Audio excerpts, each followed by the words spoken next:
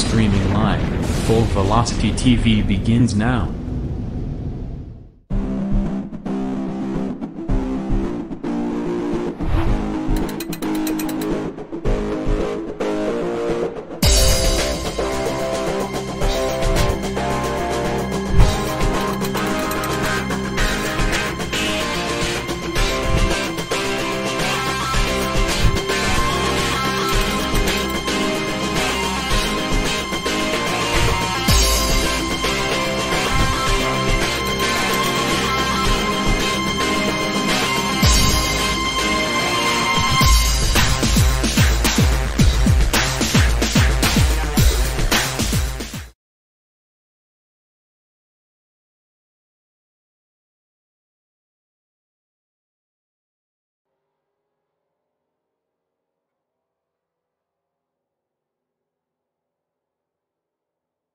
Well, they say this race was for no worries. I can tell you two guys up here in the broadcast booth are certainly to their wits' end, but we are locked and loaded, ready to go. Good evening, everybody. Welcome to Full Velocity TV, a very, very special evening on tap. We are over at East Coast Thunder. It has been a long, long time since we have said those names out of these lips out here on the airwaves, and we are over here for a special occasion, the Bruce Phalin Memorial.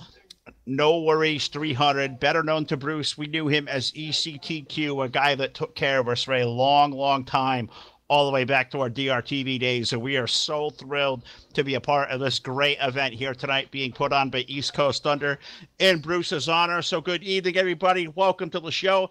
Phil Lacasse here, along with Mr. Too Tall Todd Stanton, as always, on the controls for us here on FVTV. And, God, what more we can say? We come back to Talladega, Todd, a place we have been so many times before, to come back over to ECT, where it has been such a long time since we've done a race with these guys. And what we're doing, listen, Bruce's honor. Bruce, a guy that goes, so we go back with him all the way back to DRTV days and beyond. Bruce was such a great job of taking care of us, and I'm sure he is up there today laughing at us the way we scrambled behind the scenes getting this thing rolling. These guys got to say thanks to John and to Pete and to Lee and the entire gang over here at ECT. They've all been throttling as well, getting all the correct logos and stuff to us. So I am sure Q is up there in heaven right now laughing at us for what we have put through all day. But what do you say? It's time to go racing here at Talladega. How you doing, partner? I'm doing fine here tonight, Phil, and hopefully doing a little bit more of the same. Just trying to get everything down pat here this evening, and watching the other live stream go to live also over the DWR. I got to thank those guys for doing the dual stream here tonight, so we can come over here and cover something near and dear to our heart, especially in the NASCAR 2003 community. Remember, we don't forget those who have helped pave the way here for Full Velocity TV, and these guys are one of the guys that helped us pave the way there, Phil. So, and Q is a fantastic guy. Fantastic jewel of a guy. Absolutely right there, Todd. And we are just, I was honored when we got the message of Pete Sendone, a guy we did a lot of work with years ago, and we had gone our own way, and you know, we had come make amends here over some time, and when he asked us to please come be a part of this race, Bruce, I absolutely couldn't believe it, and I bent over, and I was very, very honored to do so. And I know when I gave this call with Todd, and I said, hey, let's go over there and do these races with this guy. These guys, this is going to be fun. It brings it all full circle, and Todd and Phil are back over at East Coast Thunder. Great to talk to all these guys again. Great to have you guys all out there aboard. Facebook Live, YouTube, Twitch TV. We're on all three medias here tonight. Got to thank our broadcast partner, Mr. Jake Keel. He's over Dirt Warrior Racing over in the iRacing Dirt side of things, holding the fort down so we can come back over here and do what Todd and Phil have done for years. We're over here back in NR 2003.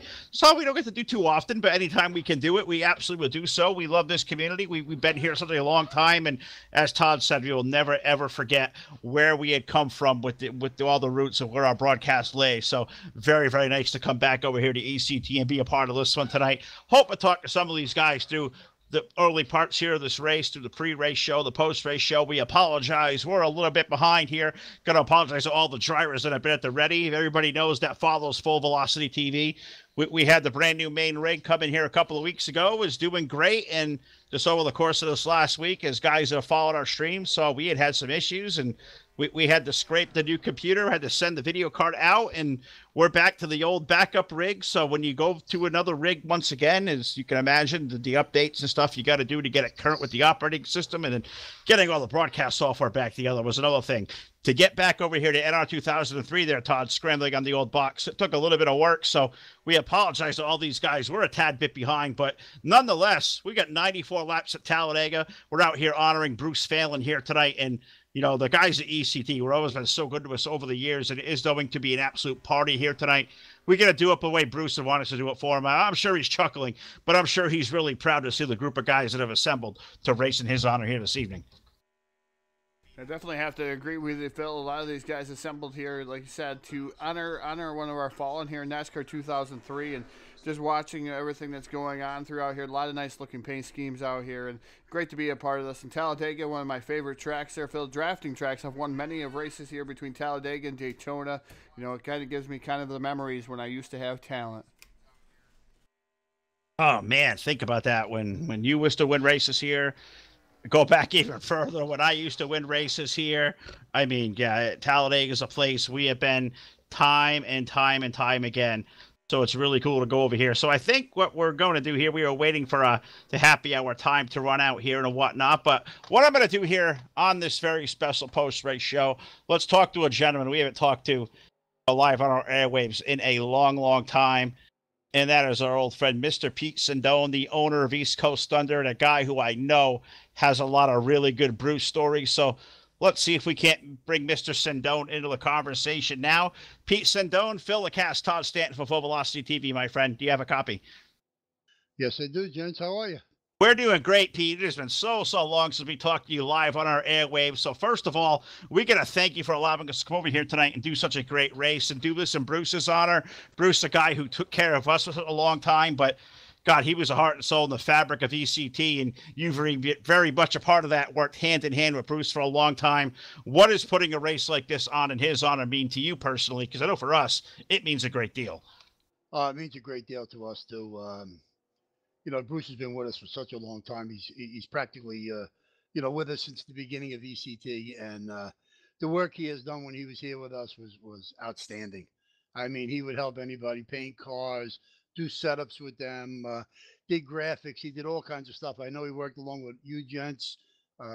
He did so much work for ECT and for everybody out there. I mean, I'm just a little disappointed in my aspect. I was hoping to get a full field of cars, but I know everybody's busy. It's Christmas time. It's a little hard for people to get on here and race. But I want to thank everybody that's here. I mean, right from you guys all the way down to every one of these drivers. It's an honor to be here with everybody. I couldn't have said that better. And I was just saying here on the post-race show, no, we're a little bit behind with our coverage. We had to put the backup rig together, and I know we were communicating with you and John this afternoon, getting all the correct logos out there to put aboard. And I know as we're over here scurrying and stressing out, something just told me, Bruce is up there looking down at us and probably laughing his ass off that we're having all these struggles this afternoon and putting on a race in his honor. Do you think he'd get a hoot out of this? Because I got a feeling he probably would. Oh, I'm sure he is. I mean, you know, I can hear him in the back of my head. You know, like he always used to say every time I came on and got ready to race, he says, hey, what are you doing, you old fart? I'm like, bro, you know, not for nothing, but you're a few years older than me, man. But it was just comical. It was something that we heard, you know, I've heard for years, every time I came on to the server to race with them. And, you know, he would always turn around and just come in with some sarcastic remark as we were racing, get me on private, say something, you know, that just keep me chuckling and laughing as we were driving. And, you know, every time I would pass him, he'd turn around and say, yo, can't you help out an old guy? And, you know, just some of the things that I remember, you know, racing along with him and stuff. It was just outrageous. And I know damn well he's watching and laughing at all of us right now. I guarantee it. And I'm just laughing, thinking, because knowing Bruce, though, I think the way we did over the time we worked with him, I'm pretty sure he was quick with a way to bust our balls or whatever. But, Pete, it's so good to talk to you there, my friend. It's been such a long time. For guys who haven't heard from ECT out there, our audience in a long time, tell everybody what you guys are up to and how much racing you guys are still doing. We're doing a little bit of racing. We haven't done that much. Believe it or not, I mean, ever since Bruce passed, I myself, this is my first race in probably, oh, God, I bet you it's better be close to a year. I've had some knee issues, and I'm going for a knee replacement surgery in February. So it's a little hard for me to sit around for hours and hours on end and do some racing. But we'll see. We'll see how things going. ECT is still running. We're running a very limited schedule. I think we're only running 2 nights a week right at the moment. Lee's running the trucks, and we're setting up an NX15 here, just like we're doing tonight. We're going to be running that series. But listen, it's the holiday season. Like the other leagues, everybody's having pretty much downtime. So we're going to see what happens. Hopefully, we'll be able to come out in 2019 strong, and have a lot of fun with everybody. I absolutely agree there, Pete. Well, my friend, it's so good to talk to you once again. Thanks again for having Todd and I over. And, man, let's put a good race on, and Bruce is on it, man. This is going to be a hoot. So let's have some fun and go do it upright. And thanks for bringing us in there, bud. It's really good to talk to you guys again and catch up. And I'm sure hopefully we'll do so before this night is out. So good luck, my friend. Keep that #1 out there clean. Give that thing a hell of a ride. Well, I'm going to try like hell. I want to thank you guys again. I want to thank everybody again that's here. RTG boys, guys from different leagues came in. I'm very, very happy. Thank you, everybody. Let's just have a lot of fun and put on a good race. And I'm sure Bruce is watching, and I'm sure he's going to stick in somebody's head and turn around and tell him that don't worry. It's no worries, guys. No worries. No worries. The theme for tonight. Well, Pete, once again there, buddy. Great to talk to you. Thanks for bringing us in. And have a good one here, bud. We'll talk to you before the season's over. Thanks, bro. All right, Pete Sindel, the owner of ECT, a guy who worked hand-in-hand with Mr. Phalin for a long time here, and we're great to have him here on Full Velocity TV. So this one about to get underway for 94 laps, the No Worries 300 at Talladega. So without further ado, why don't we say we throw this thing trackside, pay homage to the greatest country in the world, the United States of America, and the playing of our national anthem.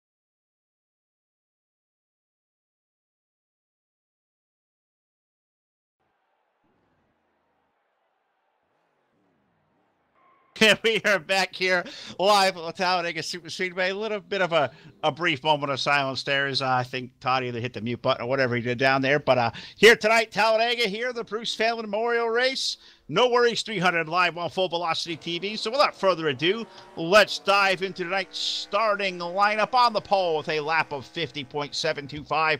Car number 95 of John Forgione. And the outside, the number 4 is Brian Schilling. Row number 2 in the number 17 is Chuck McClure with Billy Ellisor outside in car number 87. The double knot 3, David Cannon rolls off in position number 5 with the 35 of Daniel Dupuis rolling off 6th.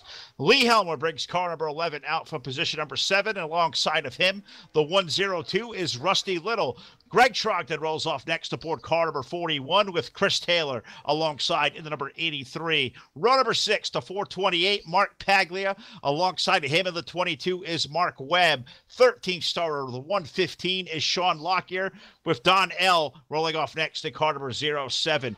Pete Sindone will bring car number 1 out for position number 15 with the number 88 of Jeff Goodpaster alongside. The 81 of Tony Reiner will start off next from 17th, and alongside of him in the Fluid Sim Racing Films, number 29 is Brian Wolf.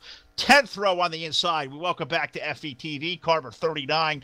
That is Josh Metallic, and then outside of him in the number 97, that is Les Alexander. And shotgun on the field tonight, final row, car number 15 of Tim Morse.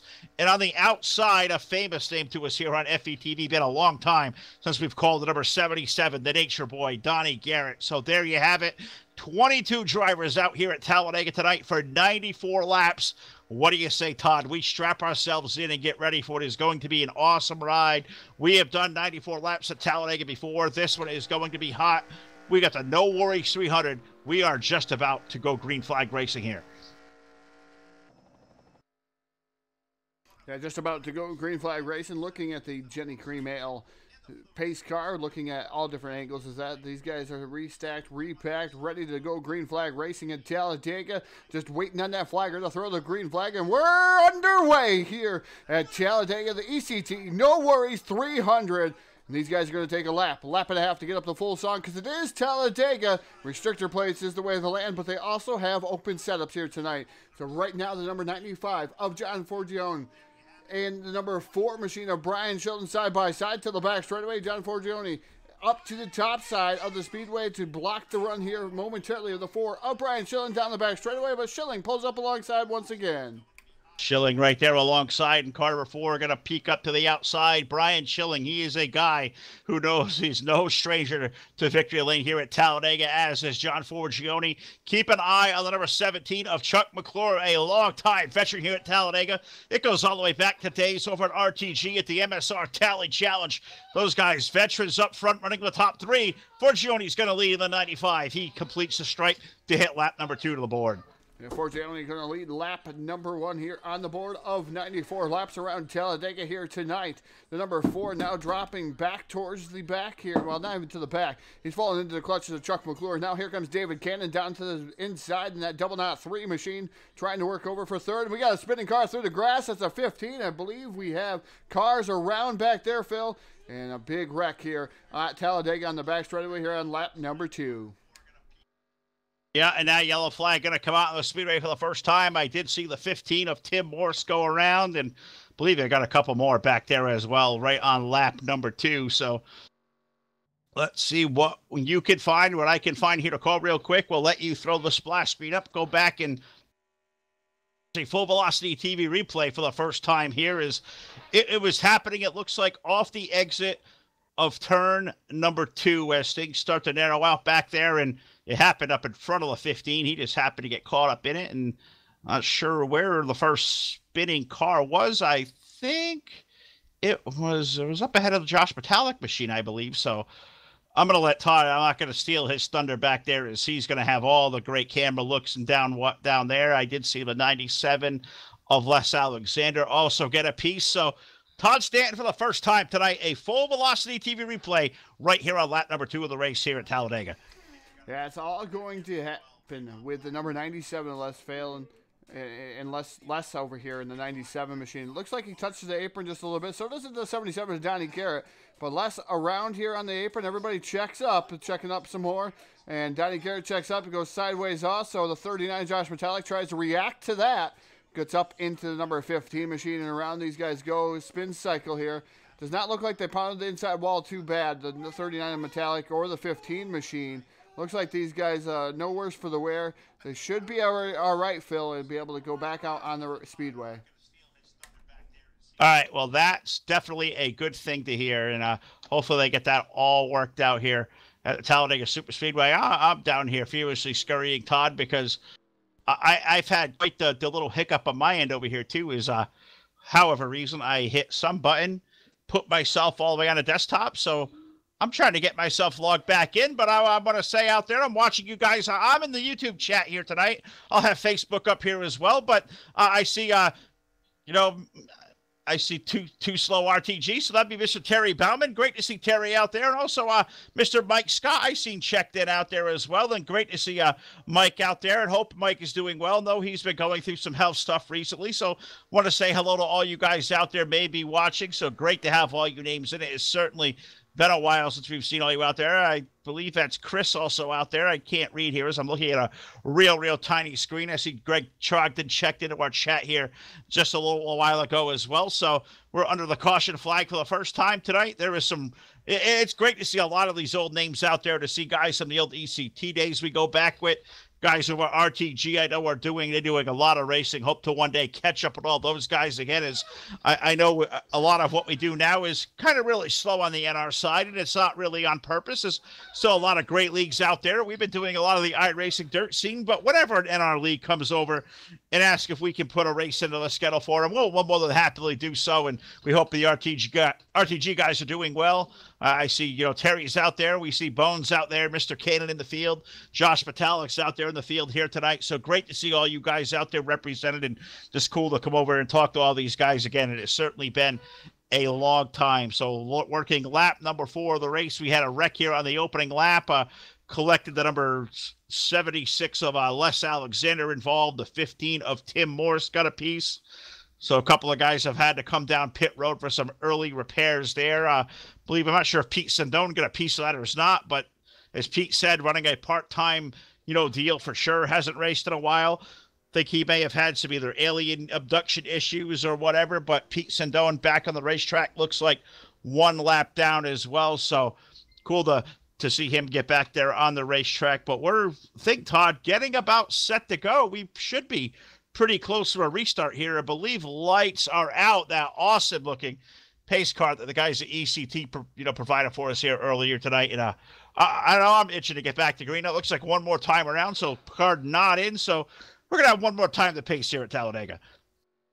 They're definitely going to have one more time to pace here at Talladega. Just waiting for those lights to go out, and they're indeed going to not extinguish again, Phil. So we'll have another lap here, like you just said, as we are live here on the screen, just waiting for the pace lights to go out here. So we'll have about 2 more laps before we go back to green flag racing once again. But it's John Forgione, your current race leader, Chuck McClure, Brian Schilling, David Cannon, Elsner in 5th, and then you got Motor City Madman out there in 6th. I like some of these nicknames. I feel old-fashioned when I start seeing some nicknames. Sean Lockyer, Chris Taylor, Jeff Goodpaster, Daniel Dupree. That is your top 10 right now. Greg Trogdon, Mark Webb, and then you got Tony Reiner, and then Donnie Garrett is 14th. Donnell, ECT Donnell running 15th. Josh Metallic, Tim Morse, Brian Wolf, Les Felix, Lee Helmer, and Pete Sandone right now round out your 21 car field that I have right now. Sandone down 1 lap here, Phil.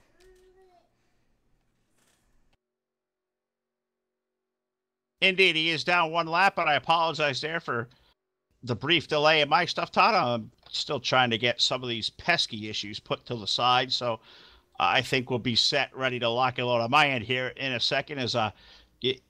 I know we worked hard today, Todd, getting your stream over there running. I know we got the dual stream going on over at DWR, and I noticed I look around the field, and I've got a couple looking blank car files. I know I have them all, and I look, and I placed them in the wrong folder. So bear with me, Todd. I'm working on it. Well, you're not the only one, Phil, that has some blank cars here tonight. I have a lot of the cars here. I put them all up from ECT. These guys did a fantastic job getting me the car files. Unfortunately, not sure why some of them are not showing up, Phil, and that could be something on my end. I do apologize for that portion of things, but I do have a few of the blank cars out there, and the drivers that do go back and watch us or who are listening right now, I dearly do apologize. We were trying to get things back in store. We could not miss this race. This is one of those races we could not miss. Had to get the backup rig going. Had to get everything reloaded back into the backup rig for NASCAR 2003 also. So we got it done in a pretty decent fashion and had to get another stream going at the same time. So we did I thought we did a fantastic job here at Full Velocity TV, and we'll keep trying. And we do apologize for the fans out there too. As lights are extinguished up top, that Jenny Cream Ale, No Worries 300. And I tell you, if you've not had a Jenny Cream Ale, Phil, have you had a Jenny Cream Ale? Because I have. A lot of people don't like Jenny, but I tell you what, that's one of my favorite beverages, especially the cream ale version. I can't say I have, and I don't think I've ever even seen listed. So I'm going to take a peek at that and see if I maybe, just maybe, can't find where I can get one of those. That's a cool looking pace car. I know that much. So I think I'm about all squared on my end here. I was looking over at my left, watching the stream on YouTube and communicating with these guys, and I was seeing different color cars than a couple of them out there that you had. So I knew something was amiss right away. So I apologize. I can say I got myself logged back in.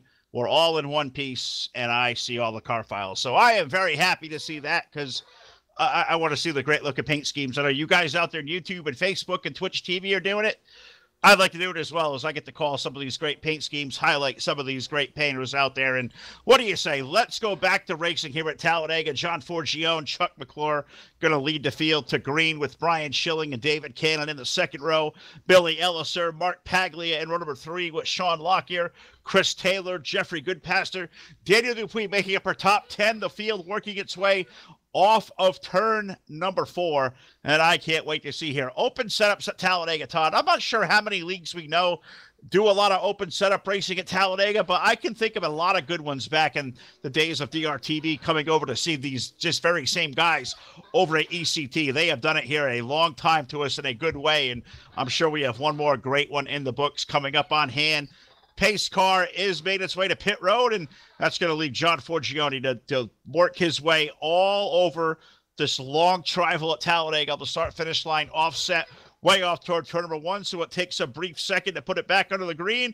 John can see the starter stand, starter looking over the field, the waiting green flag back in the air here at Talladega.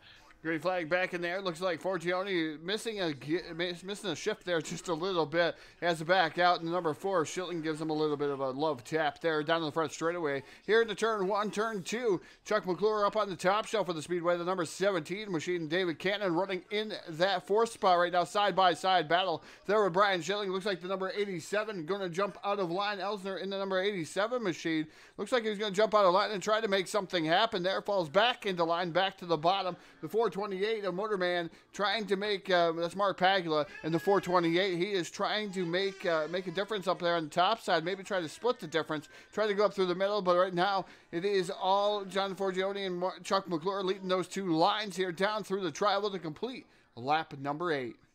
Chuck McClure going to use the outside with a push from David Cannon through the tri-oval here. Chuck McClure should be scored this time by once again. I believe he got last time scored as a leader. He'll definitely have it this time around as they head toward turn number 1.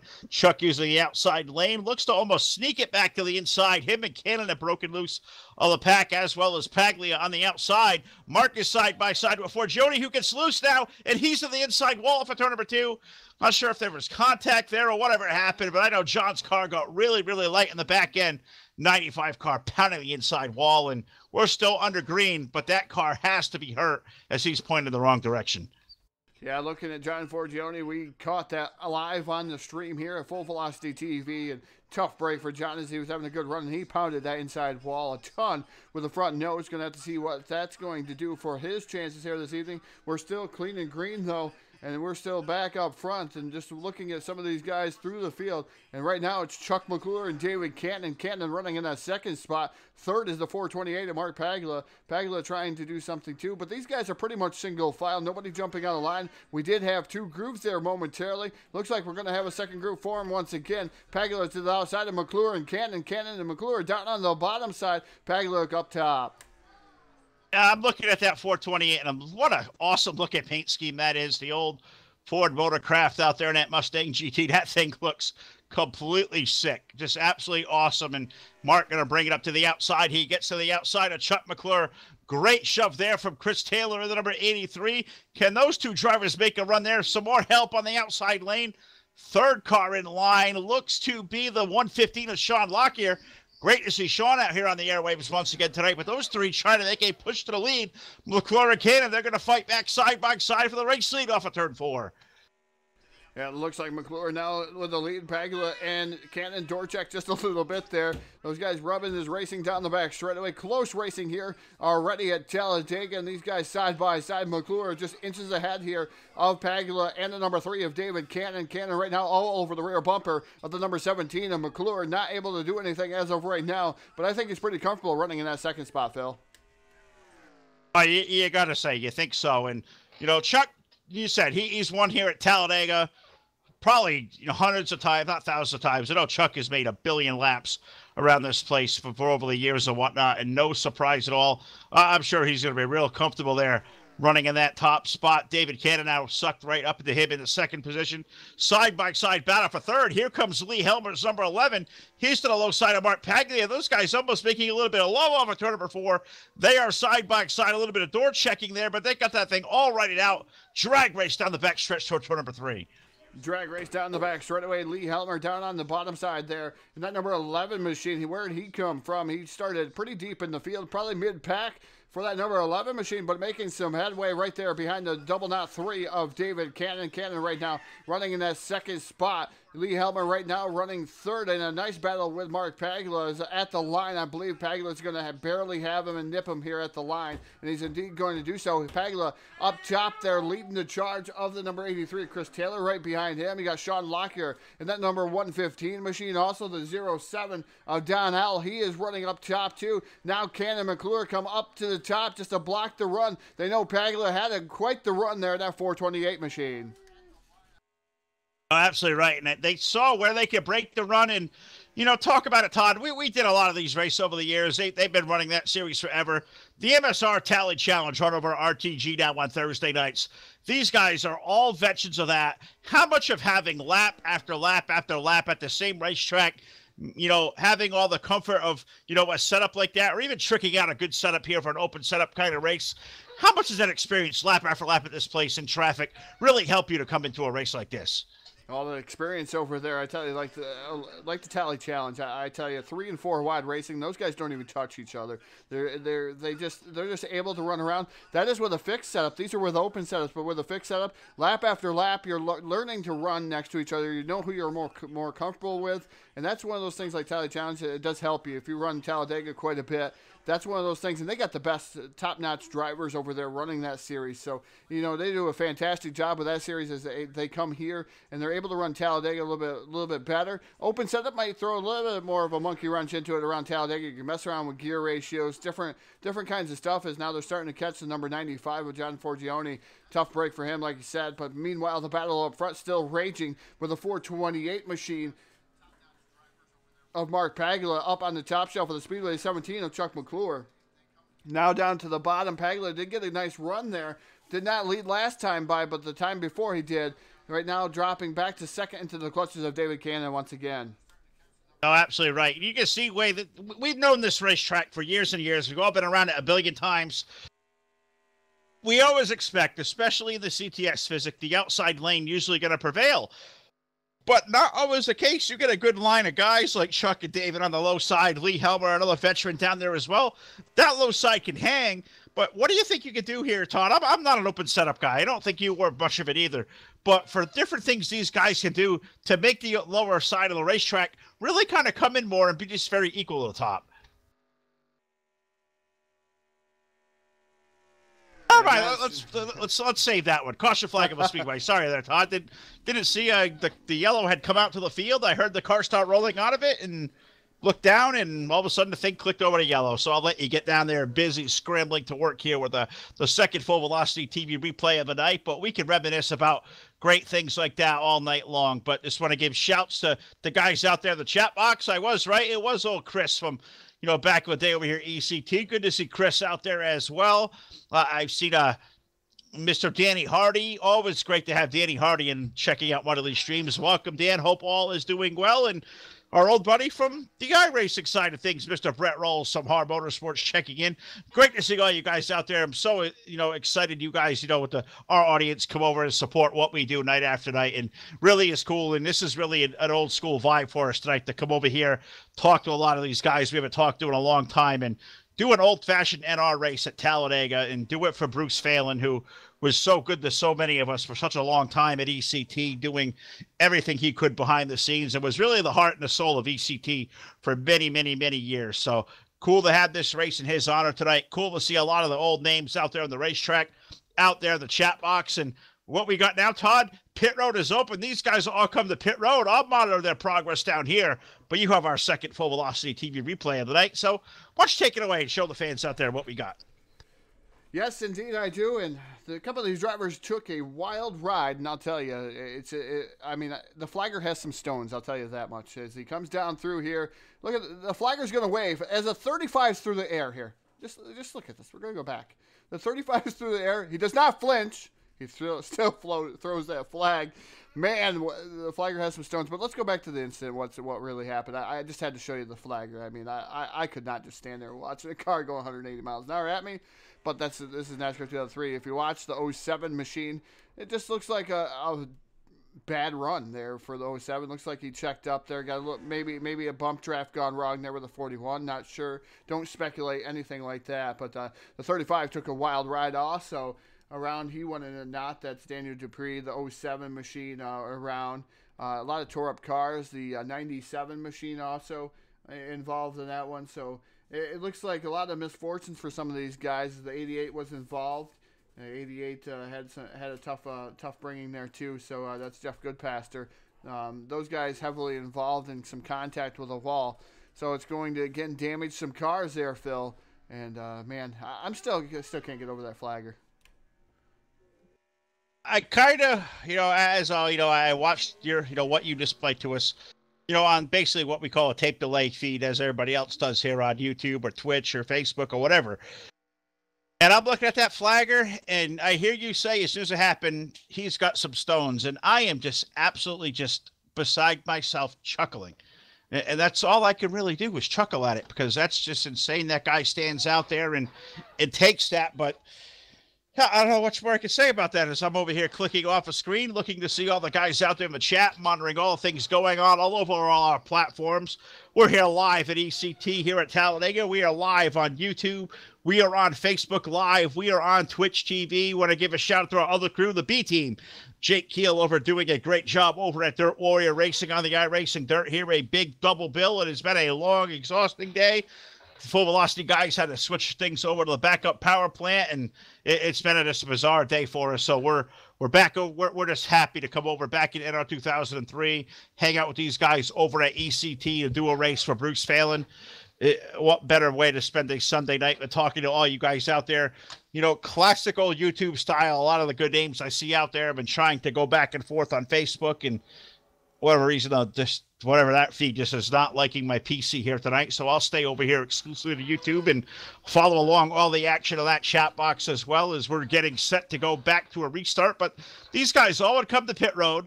Looks like a lot of two-tire pit stops for these guys up front. Maybe a couple of fours toward the back of the field. I did see 4 for Lee Helmer. I did see 4 for David Cannon back there. I think Daniel Dupuis took 4. Don L took 4, but I think Chuck McClure, Mark Paglia, Donnie Garrett, I think those guys all are on 2 tires. How much do you think that's going to play a key here at Talladega? We're only 17 laps in. Does tire wear really ever fall off here, or is this setting up here for getting on off under green, where you've got to make a good quick pit stop, and usually 2 cans of fuel you don't want to change for under green normally? Yeah, I don't think tire wear is a big factor. Usually when I go down, even in a green flag pit stops, I've always take 2 tires. Sometimes at last stop, then I'll take new tires in this field. So it's going to be rather different here to see what's going to go on, how these guys are all going to prevail. The setup might boil down to putting some more tape on it as you come down, with being an open setup there towards the end of the race. You might as well try to win or let her blow. Putting the tape down there, getting that down for. So that's some of the things you'll see them start doing towards the end of the race. You may not see them put full tape on like a bonsai run, unless it's I guess it's going to be a 2-lap shootout. But I don't know if you would want to take the chance to lose your track position going down on pit road.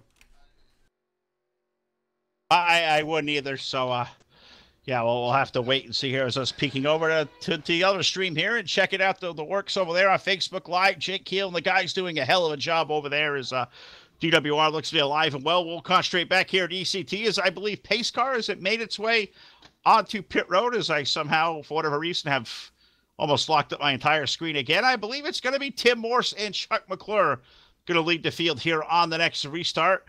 As we know, lights are still on the Pace Car there, so had to click back to a live feed. I tried to go back here and help Todd on the point of reference on the replays, and for whatever reason, I forgot to push the live button. Ever do that, Todd? I seem to do that a lot here lately. Somebody's going to remind me, Phil, make sure you're live and talk about something. I've definitely done that quite a bit, Phil, is just going through everything. But now being a control guy, I try to keep up on that and try to be live. And I've made a mistake a time or two. Can't say that I haven't there with being a control guy, but with being an announcer, yeah, I've gone back and helped Rich and those guys. I'm going to say Rich and Joe. Those guys that I have actually worked with as producers down here in the booth. I've made that issue quite a few times. Also, as well as maybe, hitting that microphone and, directing me, as you always do an awesome job of doing. But sometimes you do that on mute and you sometimes forget. So sometimes it happens, but we'll stick with it here. Live Full Velocity TV. Hope you guys are all out there doing as well as we are out there. Great bunch of guys out there watching on Facebook.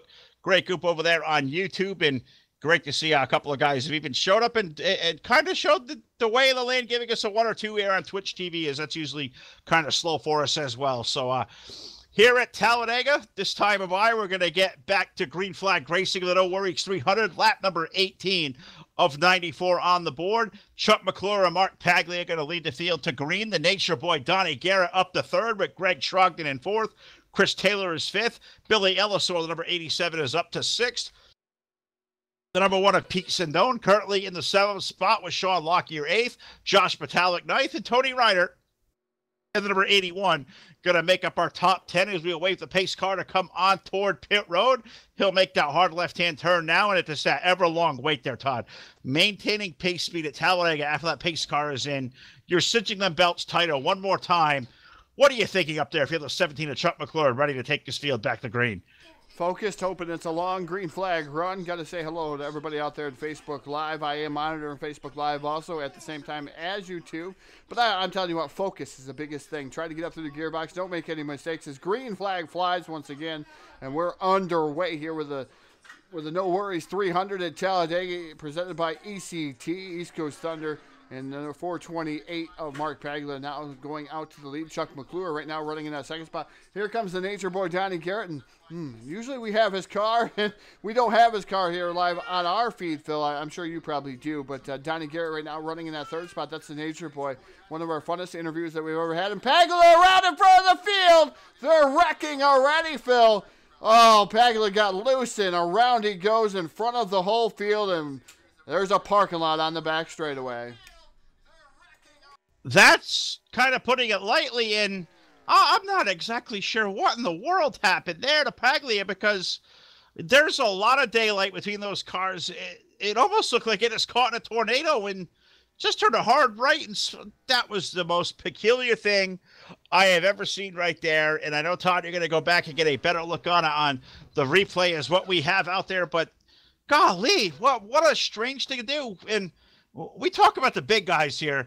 How often at Talladega you come to a racetrack and see guys wreck going straight? But that's usually, jockeying for position, making contact. For whatever happened there, Mark's car just went to a dead right, and I have no idea why. Maybe you can give us a better view of that. I know you caught it on the live feed as well, but maybe give us a different couple of looks at this. What happened? Did something break, or a hitbox issue, or what the heck set Mark up in the wall like that? Because that was peculiar. Locked right up on this machine, and we're going to take a look, a live look here as Paglia it just looks like he just juts to the right. Looks like tires may have locked up a little bit, maybe some kind of engine issue. Not 100% positive, but he goes around in front of the whole field, and it just hard right, maybe some kind of crash into the 41, collects the 87, comes back down, gets the 115 of Lockyer. I mean, just around here, parking lot in the back straightaway. And guys are collected. Some of these guys doing some 360s and no worse for the wear. They didn't make as much contact, but man, Paglia, tough break for him. As he was having a good run, and sweet-looking car. Looks like he's behind the wall now, Phil. God, and just kind of going back, watching for a couple of views I got in game, going back, watching it through what you're showing the viewers on the replay. Back end, just whatever reason, it just seized up, and it just set up a catastrophe for everybody through the entire part of the field. I mean, I think it's easier to count the number of cars, Todd, that may have just got by that versus the number of cars that got a piece of it. I got to think probably about 12 to 15 cars may have probably got a little bit of piece of the incident.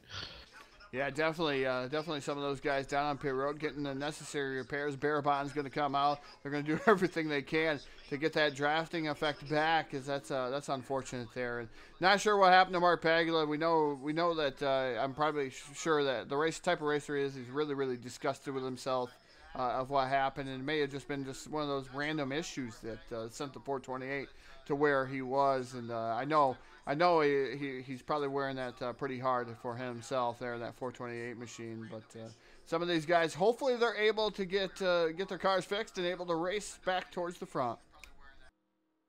Absolutely. And I have come back and I've watched that a couple of different ways. And I watched it from all the way back in the field where, I was back there around where Brian Schilling, the number 4, was. And God, what a ride just through that wreck. There's really legitimately nothing any of those guys could have did to make an evasive move or to go by that wreck or whatever they could have done. Just a tough break for Mark Paglia.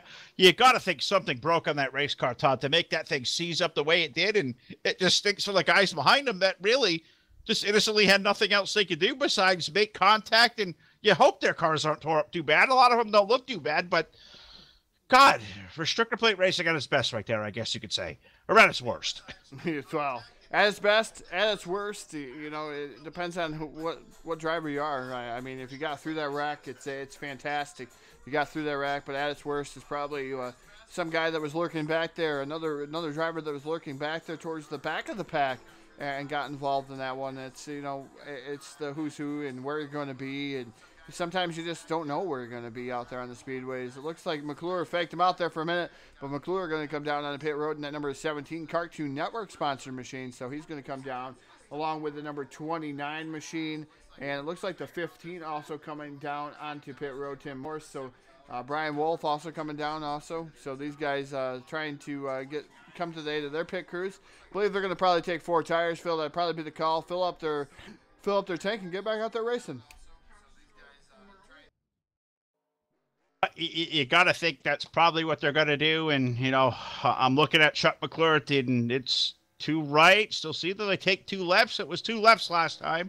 Yeah, they will take 2 left sides. So they'll take a 4-tire pit stop on that Cartoon Network number 17 car. Chuck almost has one of those cool-looking race cars. And cool to see the whole Cartoon Network. See Scooby up there with the thumbs up on the back end. And the Bruce Phalin decal on there. And we can't forget what we're doing here tonight. We're paying honor to the memory of Mr. Bruce Phalin out there tonight live on Full Velocity TV over here at East Coast Thunder. You heard that right. Todd and Phil over at East Coast Thunder back in NR 2003, hang out with the guys at ECT like old times and seeing so many of these old names we haven't seen in such a long time in the field. This is really cool. We had 22 cars come out here on a Sunday night, smack in the middle of December during the holidays. I know Pete was beating himself up, hoping he had more cars show up, Todd, but for the time of year it is, the old sim, kind of a one-off kind of race for these guys, you got to be impressed. It's a really, really good, strong car count, and you hope to see some green flag racing and a lot of these race cars still together, because I think what we could potentially have here is a race that a lot of us could probably remember for a long, long time to come. Yeah, definitely. You'd like to see some green flag racing here. 22 of 94 laps. I know these guys have a little bit of issues getting it going here early on and going, but that doesn't mean that we're not going to have a fantastic race at the end. We've seen a lot of these Talladega races over the years just become the greatest races we've seen since sliced bread. And it's one of those things, Phil, that you got to wait to the end to see what's going to happen, how it's going to unfold at Talladega. These guys on different strategies, open setups. I mean, you'll see guys try different things. Like I said, like I was talking about the bonsai.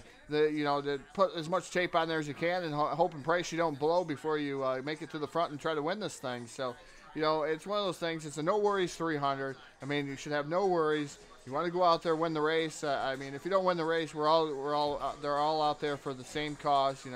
To support one of our fallen here in NASCAR 2003, Bruce Phalin. It's one of those things, Phil, that, a lot of these guys were near and dear to his heart. He was near and dear to their heart, and we got the chance to talk to Pete Sandone. Pete Sandone being with Bruce all the time, so I know a lot of these other drivers have been with Bruce, and a lot of great memories made here in NASCAR 2003. Absolutely right. And I'm clicking back over, but go through the feeds here, monitoring through all the chats and whatnot. And there's a couple programs out there that guys are telling me, hey, Phil, get this. It'd be easier to kind of follow chat that way. But I see Terry out there in YouTube chat, and he chimed in with a really good point there, Todd. Looking at the way Mark Paglia's car kind of stopped the way it did, and I didn't think about this, but Terry says it looks like he downshifted. Now, thinking of the way that the sequential shifter kind of works, you're shifting up through the gears. How many times have you went from third to put it in fourth and stuffed it back in a second? Well, a 6H pattern shifter like I've got it, I've done it more times than not. I've also shifted it down to reverse, never do it, and did something just like that. Didn't think about that. Great point. Terry Bauman, a guy been around a long time. Now that I think about that and see what that car looked like, I think it's exactly what it was. Great catch on that by Terry. Yeah, definitely a great catch by Terry Bauman out there in chat box. Kudos to you out there. I wasn't even thinking about it because I haven't had an H pattern shifter in quite a while. I went out to Thrustmaster. I got kind of irritated with Logitech and the things that I had with Logitech, so I kind of went the other way and went with Thrustmaster. And I don't have the sequential shifter. I use the paddles on the backside. Yeah, I know it's not really realistic, but it's one of those things, you know. It's the feel. You've tried it out, Phil. It's a different kind of feel for me. It's a rubber band versus gears. So, you know, I could talk about that all night. But we're getting ready to go back to green flag racing here, and the No Worries 300 as the pace car makes that hard left-hand turn down to pit road. And we're getting ready to lead the field back here. Pete Sendone leading the field back in that number 1 machine. Tony Reiner up top here in the second spot. Just waiting for that green flag to come back into the air as they come down through the tri-oval. Restacked, repacked, and we're green once again here at Talladega for the No Worries 300. Pete Sendone leading the field to turn number 1 and 2. Looks like his car got a little bit slow up through the gears. Tony Reiner's 81. He's going to be the first car to hit turn number 1. He's going to pull it back to the low side. Second car on the outside was number 39 of Josh Metallic. He got a really good restart. He's to the outside of one of Sendone. If he can get some help down the back chute, Josh Metallic, I thought, Todd, by the run, the 39 may be the race leader by the time we hit turn 3. Yeah, Josh Metallic with a whale of a run on the top shelf of the speedway, and guess what? He's the leader down the back straightaway here into turn number 3 with a push from the number 83 of Chris Taylor, 95 machine of John Forgione, able to move up to the third spot, and contact made there. The Pete Sendone saves it. What a save by the 1 machinist, man. Pete Sendone had a handful of steering wheel there at 180, 185 miles an hour with contact made with that number 81, and Sendone saves it. What a save, Phil.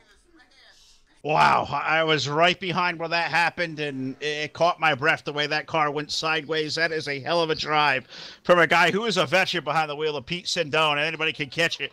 Pete certainly can. That was a hell of a save right there to maintain his spot on the racetrack, but that's allowed these guys up in the top 3 or 4 to break away. Josh Metallic's with the lead. Chris Taylor right there in second. John Forgione third. Pete Sendone has held on for 4 for that great save. Lee Helmer's number 11. He is now back up to the top 5. Sean Lockyer is 6th. Brian Schilling is 7th. 8th, you find Tony Reiner's number 81. He's the first car with a battle on his hands as Don L's number 07. He's going to come to the top shelf. Now they're going to split up maybe a 2-wide formation around for that 5th spot as they hit the turn number 1. Josh Metallic drops down to the bottom side to give the lead to the 83 of Chris Taylor. Taylor now to the lead with Forgione in second. The number 1 machine of Pete Sendone going to be able to get by the 39 of Metallic. Also, here comes Lee Helmer into the fray in that number 11 machine. Sean Lockyer working on the bottom there in the 115. The 4 of Brian Schilling right there, too. The 81 trying to make some moves down on the bottom. Tony Reiner trying to... Oh, contact made, and Reiner into the wall, and I believe that's going to bring another yellow flag there, fellas. They were stacking them up down the back straightaway. Yeah, they did, and that one looked like one of those pesky old little drafts may have gone wrong. Got Tony's car all sorts of squirrely, and under the caution flag here once again as they race back to the flag here. They start to ease it down the pace. Lap 26 of 94 on the board, so... You guys have tore a lot of cars up here early, but these things tonight really look to be a tank because a little while ago we saw John Forgione's number 95 make a tremendous hit with the inside wall on the backstretch, and you look back there, what we thought was going to be a short night for John, he's up back there inside the top 3, so these cars, Todd, they may be an absolute tank. I'm hoping Tony's car may also be one because that car took a really good shot to the outside wall. I didn't see... all where it all broke out behind him. I was kind of peeking over and glancing what you had up there on the live feed. But either way, Tony's car hard into the outside wall, a little bit of damage there, and it looks like his car may come straight to pit road and make the hard left-hand turn right back to the garage area.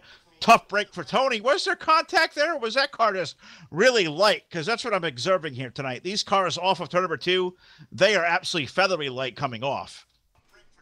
Yeah, well, it looked like Tony came back across the nose of the number 97 or less, and it looked like, yep, indeed, that's what happened. Came back across, made contact with the 87 machine, come back down, made 15, made contact too. It looks like David Cannon there in the 003 machine. I think he's going to make it through as he's going to, oh, he's down on the apron there. A lazy spin for David Cannon, but hopefully does not look like he made any contact there. But the 81 machine, harder than the outside wall. He made a move there, Phil. Was not clear. The 97 bumper hooked him just a little bit, and he shot outside into the number 87. Yeah, sure did. That was a tough hit for Tony. Tough hit there for Billy Ellis's 87 car as well. And going to put us back under the caution flag, bring all these guys back onto pit road on lap number 27. So we'll let these guys come in. But I'm going to see here, if we look on and off pit road here, I want to talk to the 95 with John Forgione. I want to see how the race car is treating him. It still looks to be plenty fast, but you would think, Tom, with the savage hit he took on the back straightaway, you got to think that car was going to be a little bit hurt. But the way he came up through the field, you think that car didn't have a scratch on it.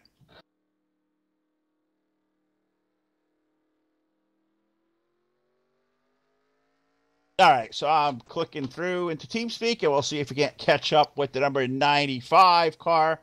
So I'm scrolling around here trying to move some parts around, and we'll see. Here we go. I think we got this thing working out.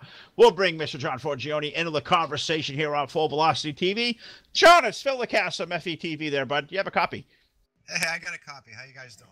Oh, we're doing fantastic. How are you doing, bud? We see you wreck here about 15 laps ago on the backstretch. That car looked to be as light as could be. These cars look to be really, really loose off of turn number 2. What do you think is doing that to you guys? Yeah, I made it skate. I have a little too much cross weight in there, so I fixed that up now. It should be okay. Got a little I had a little damage. Hopefully it's all fixed, and we're good to go. I'm in a good position right now. Oh, well, you sure are. I'm looking back to the field, and when you wrecked right there, I'm like, man, that car's got to be destroyed. The nose is going to be torn all the jack on that thing. And we look up on this restart, and here comes the old 95 diesel flying on through up in the top 5. You say the race car is still good after that hit? You still got a piece and go out there and lead the pack, even with that nose damage to it? I don't know how good it's going to be. Probably it's going to be pretty bad, you know, there's nobody in front of me. But at least I can hang in there to the end. It'd be great. Well, John, this has been a lot of fun to do here tonight. We still have a lot of laps left to go, 28 of 94 on the board. How do you approach the rest of this night? We've still got a lot of laps left ahead, and as the laps tick by, we've seen a couple of multiple car wrecks. It's almost starting to feel like it may be a case of survival out here tonight. That's what it seems like. You know, you had one engine expire because the last wreck, the wreck before this one or wherever, I don't know how the caution came out in this, but you know, it happens. You know, it's just the luck of the draw. If you're lucky enough to be there at the end, you push it and see if you can come in first. You know, get a good one. Well, John, I think it's safe to say, I think between yourself, myself, and all these guys out here, to think about the amount of laps that all these guys have turned at this racetrack over the years, it's got to be high. I got to say it's well over 1 million times by now. So knowing that full well, knowing the laps you still have ahead there, bud, knowing the racing on your hands, good luck the rest of the night. Hopefully we keep that thing straight the whole night long. And, man, it's great to talk to you guys again. This is a lot of fun. Hope you guys are enjoying this thing as much as we are. Oh, absolutely. I'm really enjoying the heck out of this. But thank you again for everything. We really appreciate your broadcast. And let's see what we can do here tonight. That's right there, buddy. Well, give a hell out there, the number 95. And I know Bruce is up there laughing at us as he knows the follies we went through this afternoon, trying to get everything with the video stuff going and get the correct logos out there. You and I went back and forth a little while. I'm thinking Bruce up there probably having a go belly laugh, seeing all of us scramble on his behalf here tonight, knowing the kind of guy he was that was quick to crack a joke or probably bust our balls like there's always been the case over at ECT. Oh, yeah, absolutely. As a matter of fact, the car that I'm using, the paint scheme, he did for me a while back for a sponsor that used to sponsor me. So, you know, for my competition barbecue. So it has a special meaning for me, this car right here. Well, we'll have to talk about this barbecue sauce tonight because we could probably take up the entire broadcast picking your brain on this one. But as always, John, good to have you back up here in the Full Velocity Airwaves, my friend. And good luck the rest of the night. This one should be fun. I'm hoping to see some green flag racing because I want to see what you guys do now. You know, in a pack all together. God, I hope that loose condition off of 2 settles out for you guys because I think we got a good race coming. Absolutely. Thank you, guys. Appreciate it. All right, John Forgione, one of the great guys out there. This guy's been around a long time, takes great care of us. He filled the role today, Todd, that Q did, Bruce did for us for a long time. John did a great job. You know, we asked him for logos this afternoon, and do we have something, you know, transparent or whatnot? And he said, you know, let me look. And he goes, I don't know. This is stuff Bruce always did, and we just all chuckled out of it. And I say, you know, Bruce was always the man. It's really tough to pick up here, and I got to guarantee. I know we did work with Bruce. I know you and I did, and Rich did back in the day with DRTV. That guy was always the first guy to crack a joke at you working on something like this, and you got to think he has been loving on all this happening all day long and probably having a really good seat up there.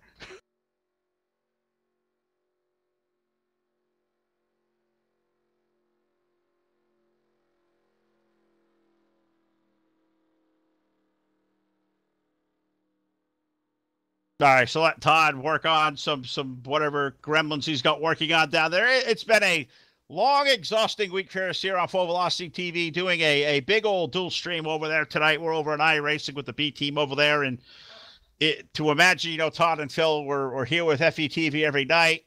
It's stressful knowing we have another crew over there, and if something goes awry, we're trying to do some tech support on our end. So I think that's between the two of us trying to help Jake and those guys out over there as well as calling this amazing race over here at ECT here tonight. I know this one's been coming down the pike for a little while, the Bruce Phalin Memorial Race. I think it took Pete Sindone a little while, as no surprise to anybody at all, to want to put a great race like this in Bruce's honor. We were tickled to death to get this race together. We had a date picked out a couple of months ago, and we're all locked and loaded here, ready to go here at Talladega. I believe, trying to peek from where we're at, lights appear to be out on that awesome-looking pace car these guys gave to us here tonight. That's going to leave us with the front row.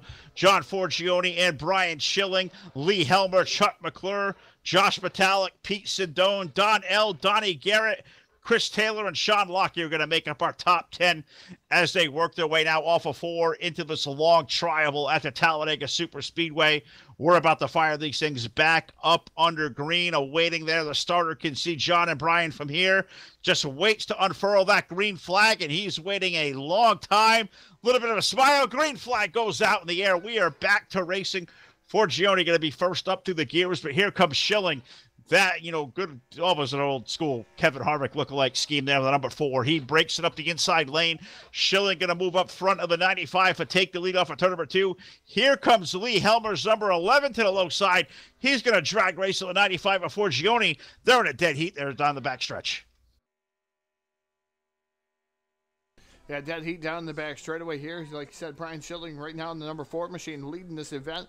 Number 95 of John Forgione running in that second spot. Third is Chuck McClure. 11 of Lee Helmer running on the bottom side. Here comes Pete Sindone in that number 1 machine coming up top, side-by-side battle for that 4th spot. Josh Metallic is in the fray. Also the 77 of Donnie Garrett.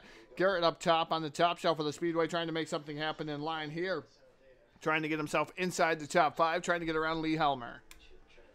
And Lee was down to the low side. You know, I thought he was going to have help maybe all the way up to the race lead, but they kind of left him there all by his lonesome. I saw Pete sneak around there. Donnie's on the outside. Now you see the likes of Sean Lockyer is up there. Josh Metallic's 39. Lee Helmer's on the outside looking for a little bit of help as he's selecting a dead heat now with Donnie Garrett for the 5th spot. And Lee may have some help coming in the form of, who was that down there behind him sneaking up? That was Josh Metallic's number 39. I thought was going to pull up, but he completely lost that tail of the draft. And Lee Helmer now, he's going to have to sneak back to the outside right behind Donnie Garrett, racing for the 5th spot there down the front stretch. Yeah, doing a fantastic job coming down the back front straightaway here. The number 4 of Brian Schilling leading this event with John Forgione running second. Third is Chuck McClure. These guys are pretty much in lockstep with one another, except for the number 83 machine. He's the first guy out of line. That is Chris Taylor. Taylor up top on the top shelf of the Speedway there, trying to make something happen, trying to get some people to go with him. I believe he's got the 07 machine with him. That's Donnell trying to make something happen. Donnie Garrett, meanwhile, peeks down to the bottom in that 77 machine, trying to get somebody to go with him. Not going to be able to do so as he peeks out of line just a little bit, but he's going to fade right back into line. Single file the way of the land so far up front. Yes, they are. The first battle we see side by side is about for that 7th and 8th spot between the number 39 of Josh Metallic, the number 07 of Donnell, Chris Taylor's number 83. That's racing for about 8th on back. They're all locked single file, and I think at this point in the race there, Todd, these guys have kind of figured out. We've done a whole lot of wrecking about now. If we got to make it to the end of one of these things, we might want to mind our P's and Q's about it, start logging laps, as we're only on lap number 34. We still got 60 laps of racing at Talladega to do. That's just about close to 200 miles to go. So you got to think at some point these guys going to get the patience on the better part of valor here and just log laps like you're doing.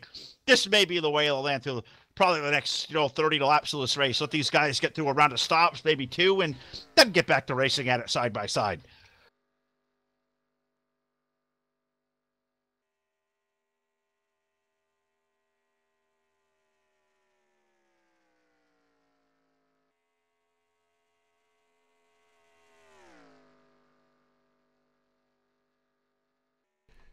Sorry about the delay there. The number 4 of Brian Schilling still leading this event with the number 95 of John Forgione running in that second spot. Third is the 17 of Chuck McClure. Just waiting for one of these guys to peek out of line here, as it looks like the 39 of Josh Metallic has found a drafting partner in the number 3 machine. That is David Cannon. So they're trying to make some headway through the field. Just watching to see what these guys are going to do. They're still single file here. So that might be the way of the land so far, as we've had a lot of yellow flags here early on in the going. We want to get to that pit stop, but the pit stop right now is quite a ways away. The 83 is first one. Contact made, Schilling around. Big wreck in front of the field up here. And, man, just as I go to the back, something happens out front. Didn't get a chance to catch it, but, man, the pace car even flying through there. Wow. That pace car had some wheelman behind it, but unfortunately contact made, and I'm not sure what happened, but the number 4 machine of Brian Schilling around here in front of the field, and more contact made, and unfortunate chain of events here. Yeah, it really is. It stinks back there as Schilling getting loose, tagging up more cars in the back of that as well, and puts us back under the caution flag, and we thought we would see kind of more patience, and I think it was patient. I don't know if there was too much contact out there, but I did see the 4 definitely get a little bit sideways squirrely and definitely went around pointing in the wrong direction. So that's going to put Todd right back to work out there live in the trailer of Full Velocity TV, ready to go with a replay. And you've been busy down there all night long, Todd, not only being the best color guy in the business, but down there at the controls for us here on Full Velocity TV. And I think right quick, Johnny, on the spot, you got the replay queued up and ready for us. Yeah, I do. Sorry about that. A little bit of delay there and a little bit of issue there. But it looks like contact. It might have been even a hitbox issue, but I think there might have been a little contact there from John Forgione. Incidental contact. And around goes the 4 Brian Schilling. 17 Chuck McClure around. And it's stacked up the whole field here. Metallic just watching the number 4 spin around in front of him. He's able to get away, but Chuck McClure then... the number 84 machine or 87 machine gets into Chuck McClure there at a dead halt, but the 17 and the number 4 machine had some pretty heavy contact. They're going to have to wait and see what happens there. But the number 1 machine also was involved, or 11 or 115 of Lockyer was involved. There was quite a few cars involved in that one, Phil. Yeah, there was quite a bit, and I'm trying to go back and peek at it on you. I'm looking at these guys on pit road, seeing adjustments. These guys all maybe chasing down, and yeah, this one for sure tore up. Got some more really good race cars. Cannon getting a piece. Metallic was back there. Trogdon, Dupuis, the better part of the whole front half of that field all kind of got a piece of that. That's handed the lead, I believe, over to the 115 of Sean Lockyer with John Forgione, Brian Schilling, Tim Morrison, Mark Webb. Last time around scored as your top 5. Believe that's how they hit the line exiting pit road. But not sure if they've all have come to the pit side yet. But of course, we'll chase it down. We'll update all that's going on, and we'll get back to it.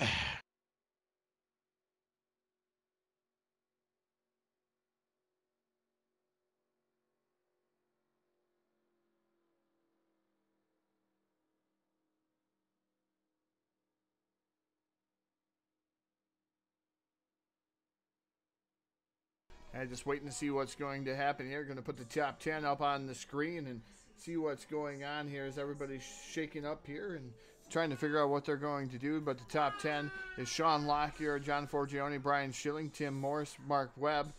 You got Les running in 6th, Brian Wolf in 7th. 8th is Donnie Garrett, Chris Taylor running 9th, and Greg Trogdon rounds out your top 10 as of right now. But I almost guarantee you're going to see some of these guys come down onto pit road after the contact made, get some of their damage finished. There goes Schilling down on pit road. Also the 115 of Lockyer going down to pit road. Tim Morris in the 15, he's down to pit road. So it's going to reshape the whole field once again. As now it's going to put John Forgione to the lead. And then it's going to put, I believe the next comer there will be the number 97 machine of Les, and then it should be Brian Wolf, and so on and so forth. Here through the field is the No Worries 300 at Talladega. Has been kind of caution plagued here early on in the going. We are on lap 37 of 94. We've had a few quick yellow flags. They have tore up some cars. Some cars are out of the event, but as of right now, a lot of the cars still going on, and a little bit of front-end damage. Like we said, we had an interview with the 95 of John Forgione. He said he had a little bit of nose damage to the 95, so it's going to be difficult, he thinks, to lead the event. He might be able to stay right there tucked up in line, but John Forgione, one of those guys we got to interview here. So there is some damaged cars out there. Never count out Donnie Garrett, the nature boy here at any super speedway. Can't count out David Cannon, Greg Trogdon, all these guys. I mean, these guys are the who's of super speedway racing around the NASCAR 2003 community. They've been around for a very, very long time. So I guess I can go out on a limb and say you can't count out anybody in this field because any one of these guys can win any given night. Oh, absolutely right. And just the way it's looking tonight, yes, we're open setup racing, but you know what they say, you get to the super speedways, it's a great equalizer being out there in the draft. Now you put on, some of the damage, the 200-mile-an-hour tape these guys may have to apply to these cars, and it may not be a problem of a better setup or a bad setup. It may be a problem now of your fenders are straight and you still have a motor that can make all those cranking speeds. So I think that's what we're seeing right now is we've seen some dinged up cars all over this racetrack. We've had a really big melee in the running out there going, and you look up front here as we get ready to go for a restart. Believe we still got lights on, so at least one more trip around. You got John Forgione, who we know has nose damage for an earlier wreck that wasn't sure if he could pull the field around. Well, it's an equalizer there, Todd. If you're out there leading and everybody around you's got a little bit of damage, what you thought was going to be a hindrance may not be so bad because it may put a lot more guys on equal footing than I think even they all anticipated.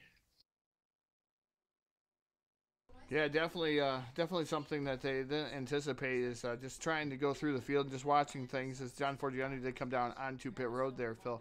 So that's going to give the lead here to the number 97 of Les and the 77 of Donnie Garrett. Looking to see if the lights are extinguished atop that No Worries 300 pace car. Not going to be extinguished as of yet. Jenny Creamale as the sponsor. Got to thank our sponsors out here that have come and supported us each and every week here on Full Velocity TV. Spotted4 Firearms. I need your firearm need to get a hold of Spotted4 Firearms. Cannot thank them guys enough. Can't thank dirt-series.com for their sponsorship over on the iRacing side of things. And also cannot thank Evil One Graphics. They're not only good, they're evil. Jim Revis and those guys do a fantastic job. They were part of the second leg of our doubleheader here tonight. They had a little bit of issues. I guess we're not faulted for all the issues that we have going on here, Phil. Is a lot of people having some issues here tonight, including some of the racers. So we're going to chalk this one up to a bad night for everybody, but it's also a good night in the same aspect of things because we are paying homage to Bruce Phalin here tonight, live on Full Velocity TV. And these guys are all here for one thing, is to pay that respect. And all the guys out on YouTube, we thank you for coming aboard and watching the race here on Full Velocity TV. Thank Facebook, thank Twitch, and thank all those guys. Just remember, if you're out there on Facebook, star donations are available here. We were giving away a Full Velocity t-shirt to the top star donator here from Monday through Sunday.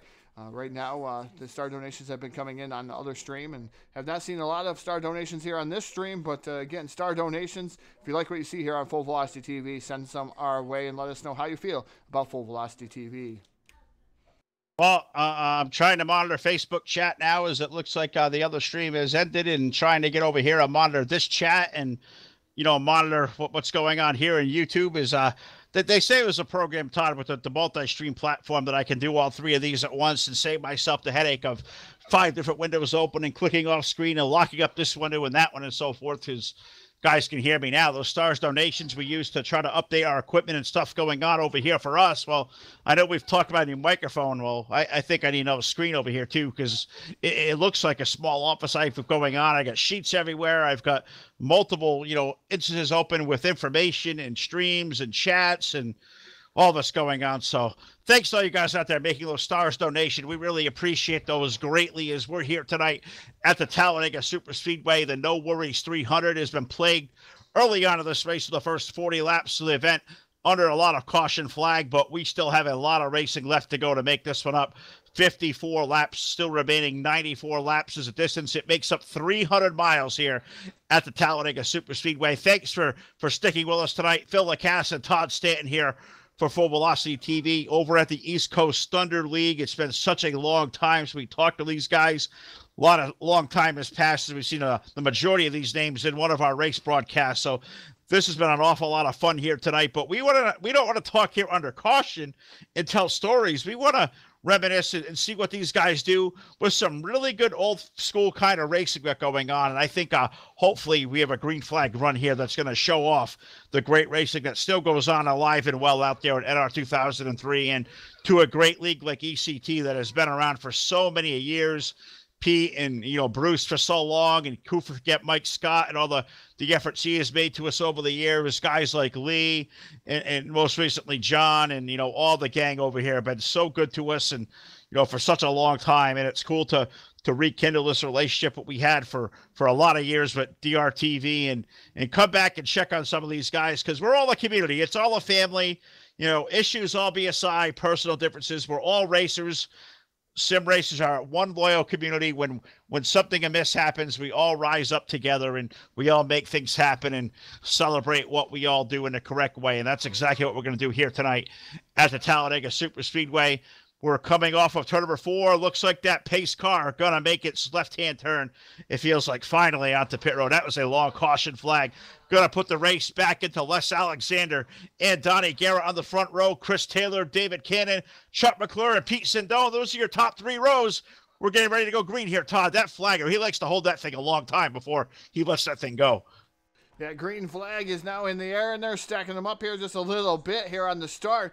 Guys shifting at different points as the 77 of Donnie Garrett launches out. Contact made. Lockyer around in the back of the field. Going to see if that's going to bring out a yellow flag here once again on the restart. Not sure if it's going to do so. I think they got it gathered back up there, Phil. Meanwhile, Donnie Garrett out to the lead with David Cannon running side by side with the number 97 of Les in that 97, trying to work over the bottom side here. Here comes Chuck McClure. The number 11 machine also running in second. That's Lee Helmer. Running fourth, fighting side by side with the 97. The 83 running fifth. That's Pete Sindone is not running fifth. Chris Taylor's running fifth. The 83 machine as right now Pete Sindone dropped back just a little bit from my last timing and scoring loop. Not sure what happened to Sindone there, Phil, but these guys are fighting pretty good here through the field. Now starting to come single file once again, trying to get in line and trying to get some laps.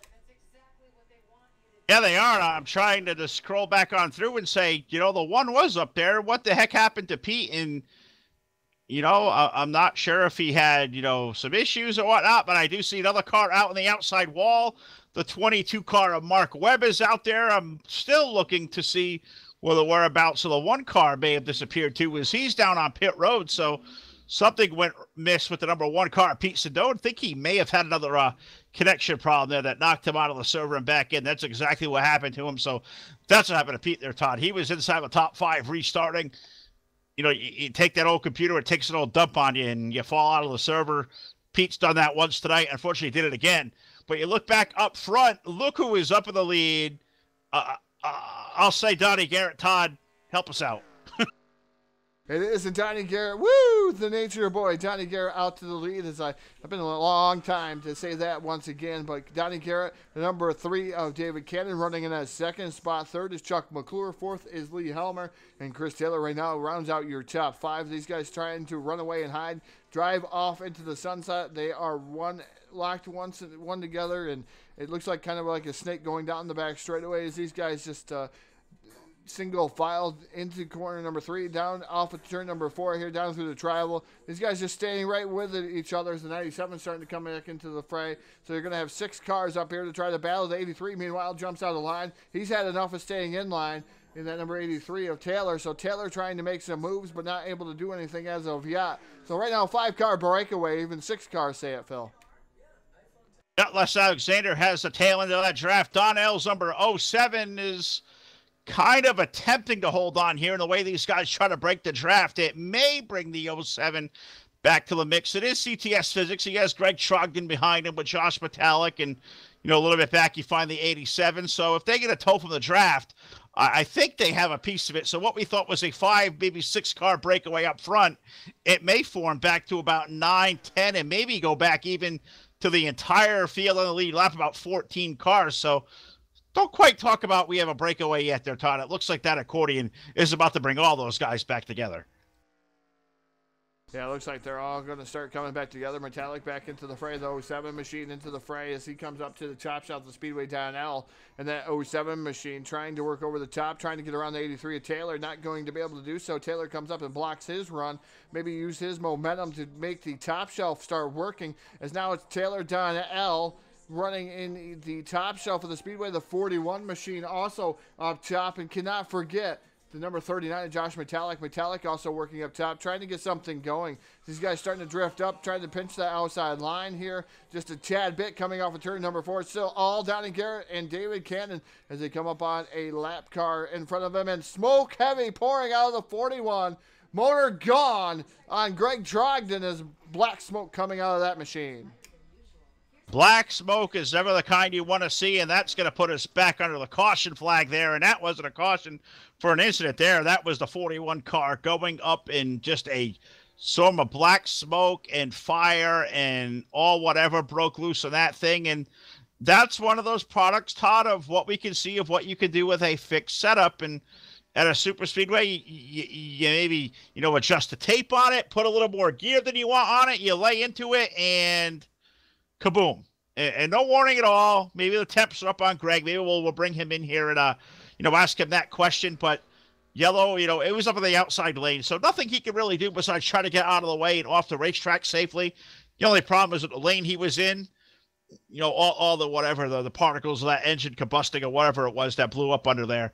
Piece on the racetrack, the only safe thing to do was throw the yellow back out to the speedway and slow this action back down. Yeah, definitely slowing the action back down as we are at almost the halfway point here, Phil. We got a few more laps before we do indeed. I think we are one more lap here. As soon as we hit the start-finish line, we will be halfway home. We'll have 47 in of 94 here in the No Worries 300 and back under yellow flag once again. And it's unfortunate here right now for some of the drivers of what's going on, Phil. Hopefully we can get a hold of some of these other drivers and see what's going on throughout the field, what their strategy calls may be here this evening, as the yellow flags have plagued a lot of things. This time not for an incident, like you said. This time for a blown motor on the 41 machine. So tough break for Greg Trogdon is just that black smoke, never a good sign. No, and I just saw Greg come onto pit road. He's jumping out of the car now. We'll see if we can grab Greg here for a quick break. Greg Trogdon, Phil from Full Velocity TV, but any kind of reading at all that motor was about to go up south on you? Yeah, it was giving me a warning there. I got caught up in a wreck earlier in the race, and my crew chief decided that he thought that putting a little bit of tape on might help, and I was overheating there at that last run. I was trying to stay in the air and get it cool down, but it didn't help. That's unfortunate, too. That's kind of the way I saw the car I see you peeking the nose out as I rode back what you see, and you kind of breathe the nose out there. For guys who don't know, I mean, guys like Todd and myself, we never did a whole lot of open setup racing out here, especially in a place like Talladega, where so many leagues that I've gone through over the years always go to the fixed setups here. But talk about the open setups, the adjustability you have into them, and the tape's a good one. You get some damage on that race car. How hard or how easy is it to make that mistake, knowing that you got damage out there you got to put tape on, but you run that risk of over taping the nose and unfortunately doing exactly what you did right there, putting too much heat into that motor and eventually cooking it. Yeah, it's a gamble. It's a risk that you take. You know, open setups to me is the way to go. I love racing open setups. It makes, I think, for better racing overall. But yeah, you take that chance when you add tape. You're hoping for the best, but most times than not, you're going to end up blowing it. Now, as we always extended caution here, as we have cars a lap down, Greg, so I'll ask you another question normally here and won't keep you too long, but we've seen a lot of caution here playing for the first half of the race, and a lot of it is, it looks like cars really breaking loose off the exit of turn number 2. Is it low tire pressures there off the restart? So what do you think that may be happening to make these cars really, really late in the back end? Because I think the majority of the wrecks we've seen, cars just getting so loose off that back end, off that right rear, they kind of dance out, and by the time they dance so far, you can only correct them back so good before you're right up there in traffic. Yeah, you're hoping you're not going to run into someone at the same time. But yeah, you're right. The low line is a little slick down there, especially in that turn. It's baffling us really. No one can seem to figure out exactly why, but it is causing issues. So, of course, Greg, we're over here tonight. We're hanging out in the old school racing team speak. Appreciate you guys and the hospitality tonight to put this race on for Bruce and the ECT guys in his honor. But for guys who like myself, who knows OSR is out there doing a lot of racing, for guys who may be new in our audience hearing about you guys for the first time, tell guys where they can find you, how they can get involved in all the great racing your leagues got going on. Well, we reach out to a lot of media outlets there, but most of the time you can find us on Facebook. We got a website and so forth that you can come and check us out. We're still in the works of maybe doing something with ECT now and maybe combining forces again. Most of the guys that are in OSR were originally from ECT and vice versa. So we're going to try to get that old gang back together. But I did want to say thank you guys for putting this show on. It sounds very professional. Y'all are top tier stuff there, and wanted to say thanks for everybody for coming out to this race, supporting ECT, and showing respects to Bruce Phalin. He was a great guy. The guy would paint you a car and do anything for you at a second's notice. He's the fastest car painter I've ever seen in my life to do such quality work, and I'm happy that everybody's out here to honor him tonight. Absolutely. He was quick with a paint. He was quick with a spreadsheet of information for an announcer, too. He took care of us for a long time. So, Greg Trogdon, great to talk to you. I think this is the first time we've actually got you up on the airways of Full Velocity TV. So, with any luck, maybe we get to do this again soon someday. Great to come out here to NR 2003. I know we don't get to do a lot of this as far as what Todd and I do anymore with our broadcast stuff, but always great to come back and celebrate old times and old school racing. That's what we're doing here tonight, and I like that's what you guys carry on for a tradition. I love it, man. Thanks for having us aboard. This has been a lot of fun to do. It's been an honor and a pleasure. I'm glad to finally meet you and do some work with you here, and hope so in the future. All right. Well, we appreciate that. We hope Greg Trogdon will look all these guys up soon, and hopefully can do some more stuff on down the road. Great guys over here, Ty. It's been so many years. I know, NR 2003, it's come together, it's split apart, it's come back together, it comes, apart again, and it always has its ways of forming and morphing and back into something. And talk about the guys at OSR and ECT.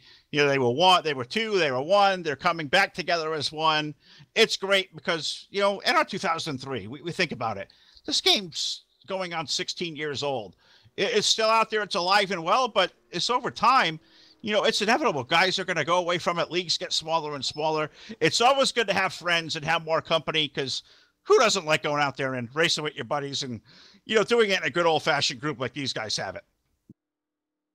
I definitely agree with you, Phil. These guys do a fantastic job week in and week out. ECT's always been noted for some great racing, and any of these guys that are part of a lot of the leagues out there that we've broadcasted in the past, or even maybe in the future that we're going to broadcast, they always put on a good show in NASCAR 2003. It's never changed. we've had some animosity before in leagues and different leagues, and having people slam and bang each other, and you hear the fighting in team speak, but then they come back the next day. It's like a brotherhood, and I can't say that enough. They come back the next day, they hatch it out, or they stop worrying about what happened the night before when they had their animosity, when they're going back and forth, and then they just go right to town and race once again. So I've been a part of that too, even with my own teammates, for that matter, is yelling and screaming at my own teammates because I thought I did something right and they were wrong. And that's what's great about this community. It's always been that way, is these guys come together for everything. And tonight, for Bruce Phalin, the No Worries 300, ECT coming back around. And we're glad to have these guys aboard here on Full Velocity TV. We absolutely are. They know the old saying goes, 2 lefts don't make a right. They may make a good turn on the racetrack, but they don't really, always are sorting the good things. So great to come back over here to ECT. A lot of great names we've seen out there. Great to see the RTG guys out there. This one kind of feels like it almost comes full circle for me. And there's a lot of other leagues out there that we called for years and years. We'd love to go back and connect with all those too, and bring this old sim full circle and show everybody out there, hey, we're still out here. We're all alive and well, and all the animosity and BS, and put that all aside, and let's just go out there and do some old school, good old fashioned racing and have a good time doing it. And we're doing just that here live tonight on Full Velocity TV. We're 50 laps in to the No Worries 300 here at Talladega. I think we've been slowed, by 6 caution flags now.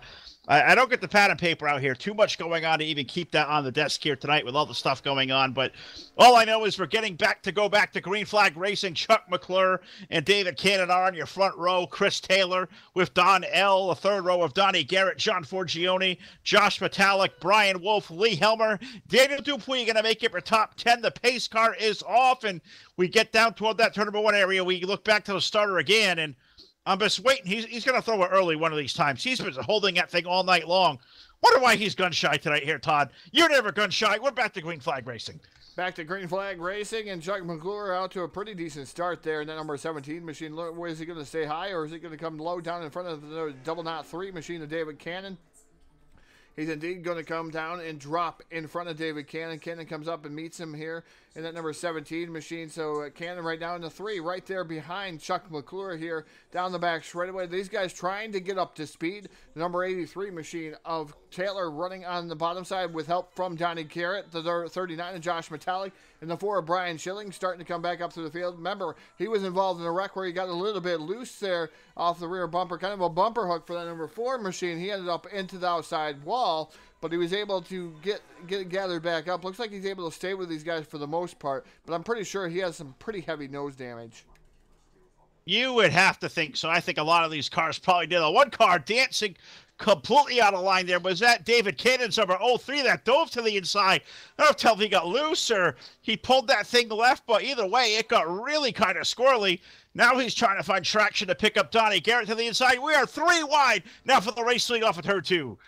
3 wide for the race lead. David Cannon on the bottom. Meet in the sandwich there in the sucker hole of 17 of McClure. McClure is dropping back like he threw a brick out the window, or even a parachute for that matter. The number 17 machine as he drops back there, right there in front of the number 4 of Schilling. But now the 3 of David Cannon working over the bottom side, but the number 83 machine taking over the lead.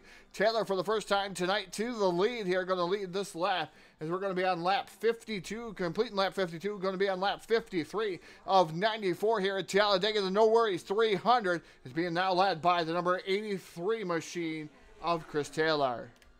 Absolutely right. And I was kind of checking back on the progress of Chuck McClure, and he may be the smartest guy in Talladega here tonight, Todd. You saw him up there 3 wide for the lead. He was in the middle. Well, we call that the sucker hole for no reason at all. You don't want to be there with all that turbulent air. Chuck completely left it out of the gas, got to a comfortable place back in the outside lane, and just found it. And patience have been a part of valor there. Keep the race car clean. Chuck's a veteran. I think he saw we tore a lot of machinery up here tonight. Chuck McClure right now riding about that 8th spot, but even better, he kept the race car underneath him, and he didn't see the need, as the way we've wrecked here tonight, to stick it 3 wide when we still got 40 more laps of racing. That's at least 1 and probably 2 pit stops here at Talladega if this thing's to stay green. Yeah, definitely going to be one or two pit stops there, Phil. We're going to see what's going to happen, how it's all going to unfold. And, you know, I'm going to ask out there on YouTube, out there in Facebook, or even Twitch, for that matter, contact made, and around goes the 07, upside down and back on all fours. The 07, a wild ride there. As soon as I talk to ask about something that's going to go on, Phil, the 07, upside down, Don L, upside down, and man, what a race it's been here tonight, and it's just trials and tributes here, and Donnell now getting back up to speed, but that's going to bring out a yellow flag once again, and right towards the front of the pack, that could have been a lot worse than it was there, Phil. And it's a term that we used in NR 2003 for years that really didn't come really prevalent till, you know, kind of more recent times, and that's the old term bumper grab, or, you know, a bump draft gone wrong, as we would call it. That's exactly what I think we're going to find right there when we go back and look at the replay with the 95 of John Forgione leading the number 07 of Don L there. That's exactly what I think, Todd, we're about to see. Is he pulled up in a little bump draft. I don't think it was anything malicious, but we know this old game. It can kind of bring these hit boxes close together, and I think that's exactly what you see there. Really no mistake on anybody's part, but for whatever reason, it decided to take the 07's nose and throw it up to the right, and he took a wild tumble. Yeah, he did. I thought he was going to go completely over there as we were live on his car there, Phil, and it seems like every time I'm live on somebody's car, something bad happens. So I'm sorry to those who are getting the bad luck to jinx a Full Velocity TV here this evening, but, you know, I'm live on the 83 of Taylor's, but at least he's under yellow flag, but we were able to ride with the 07 machine as he went upside down and came back on all fours. So he wasn't completely upside down, but it was a nice landing. He stuck the landing and was able to keep it going there. Did Taylor. Is now everybody coming down to pit road for service here. Believe a lot of these guys will either take two tires and just top off their fuel tanks and just get ready to go back to green flag racing once again as we're on lap 55 of 94. The No Worries 300 here at Talladega. Absolutely right. And what we'll do here under the caution flag is I get myself rewrited here, going back and just looking at that ride the 07 took here. We'll see if we can't talk to more of these drivers. I know we just talked to Greg Trogdon behind the wall. I saw Sean Lockyer was 115 make the left-hand turn, as well as Tony Reiner a little while ago. Mark Paglia we saw have a big wreck in the backstretch where I think the motor may have blew up or something went weird there, a downshift or whatever. And he's also back behind the wall, as is the 88 car of Jeffrey Goodpaster. So we do have 16 cars left out on the racetrack. The most recent caution flag with the 07 of Don L. The question I have there, how many of these cars maybe don't have a bent up fender or something out there, because we have torn up a lot. 56 laps of 94 in on the board, and they are all coming back onto pit road. And I think we just had even more. Todd, I heard you say contact on pit road. What happened down there?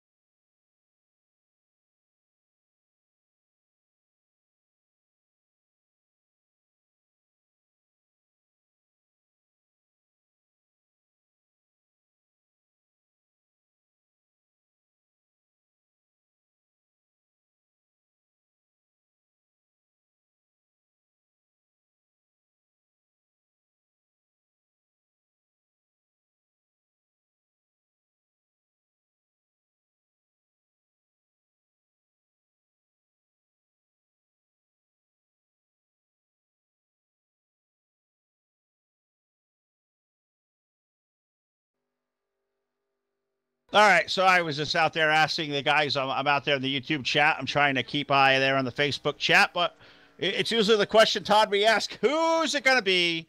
Who is going to win the No Worries 300 here tonight? You know, these guys have bent up the race cars, and I'm sure they're all down there having a hoot and holler and good time, because it is the No Worries 300 out here tonight.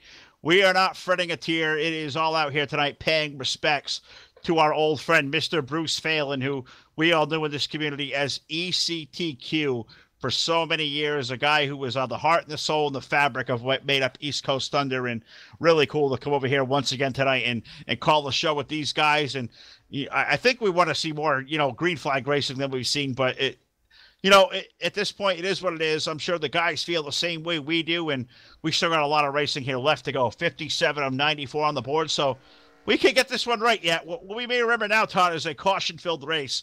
These guys put in one really good run to the end together and put one spectacular finish on it, and tomorrow we all wake up and we say, God, what a good race that was. Yeah, it definitely is. That's what you're going to remember. The finish of the race, you're going to remember the most here through the tail portions of this event. So I know we said it out there, and we want to hear it again. And who's it going to be? Who's going to win here tonight? We have not had nobody scrolling out there in the YouTube chat box. We know you guys got a favorite out there. You've been cheering, you've been watching the race, or you're out there in the fold somewhere. You're out there. I know you are because I can see you. Tell us who's going to win this race here tonight. The No Worries 300 at Talladega. I know you guys got to have a favorite. I'm going to keep saying that, Pleaton. We'll pick somebody here towards the end of this event here. About 15 laps ago, you'll probably see Phil and I take our picks like we do traditionally here in NASCAR 2003. The lights are on, still atop that Jenny Cream Ale No Worries 300 pace car. Beautifully prepared pace car out there, Phil. And, man, every time I see that pace car, it's making me more and more thirsty. Thirsty. That sounds a good way to land here. If anybody out there want to throw one of those cream ales our way, we'll try one out. We'll take anything at this rate. We get ready to go. At least one more lap around the pace car here. So let's see who can we maybe grab a quick word with as I look up and down the race chat. And we ain't done this one in a while. Let's go find, where is he? The number 77 car, the Nature Boy, Donnie Garrett. It's been years, Todd, has it not?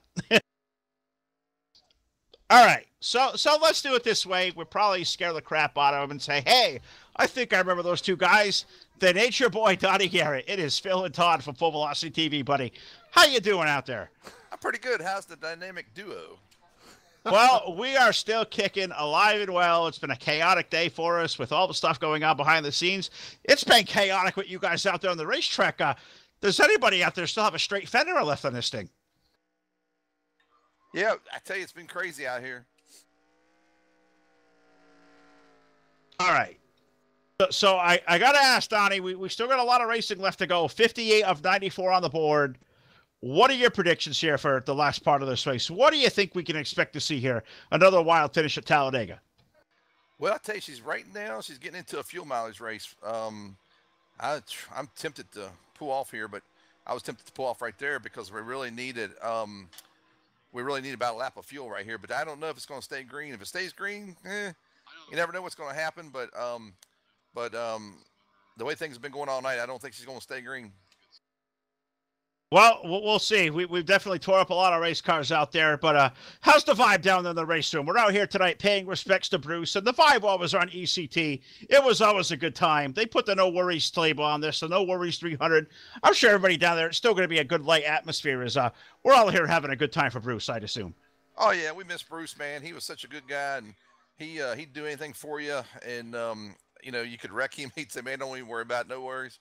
And, he's just one of the good guys and did so much for ECT behind the scenes and with Pete and all those guys. And it's great to get back over here and see these guys. And it's been a while since we raced with them. And, just going to hold on here and try to keep this thing on the low side. And, boy, it's been a while so far. But I tell you what, the old Nature Boy can get it done. All right, Donnie. Well, it's been a while, brother. It's good to hear your voice. It's been a whole lot of reconnecting on our end tonight, too. This has been a lot of fun, but I can't let you go, brother. I got to hear one more time. You know what I'm waiting for. Woo! That's right. That is our buddy, Donnie Garrett. Donnie, good luck to us like that, bud. Always good to talk to you. Well, we know the Nature Boy. He's not going to sit there and ride. Go mix it up there, brother. Have a good time. Hey, I'll see you in 37 laps. That sounds like a plan. The Nature Boy, Donnie Garrett, looks like he's going to restart about position number 5 there, Todd. Yeah, position number 5, fields restacked, repacked. Green flag is in the air after that conversation with Donnie Garrett, the Nature Boy. The number 83 is out through the gearboxes quick, but I tell you what, Josh Metallic was able to get down to the bottom side and keep right with that number 83 of Chris Taylor. Metallic running in that second spot. Third is the number 11 of Lee Helmer. The 77 of Donnie Garrett down to the bottom side, trying to get around the number 1 of Pete Sendone. Sendone right now running in the 4th spot, so he's having a good run in that number 1 machine, but the 77 of Donnie Garrett inside inside the top 5. Here comes John Forgione and Chuck McClure battling tooth and nail for that number with that number 3 of David Cannon. Cannon right now able to stay in the draft where these guys are, and he's able to compete with those guys that are 2 cars on the bottom side, and now they all come back up into line. So we got a single file freight train down the front straightaway.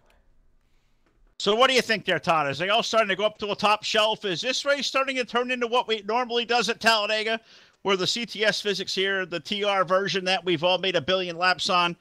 If I remember it correctly, I'm sure you do. You won a ton of races here. Always, you always think the top side's going to prevail. Isn't that usually where the winning pass comes here at a place like this? I can almost predict probably the winning pass is going to come from the top. With a little bit of help. You're going to have some help because there is a lot of damaged cars out there. So you're going to see some different strategies here throughout the field. Like you said, field mileage race.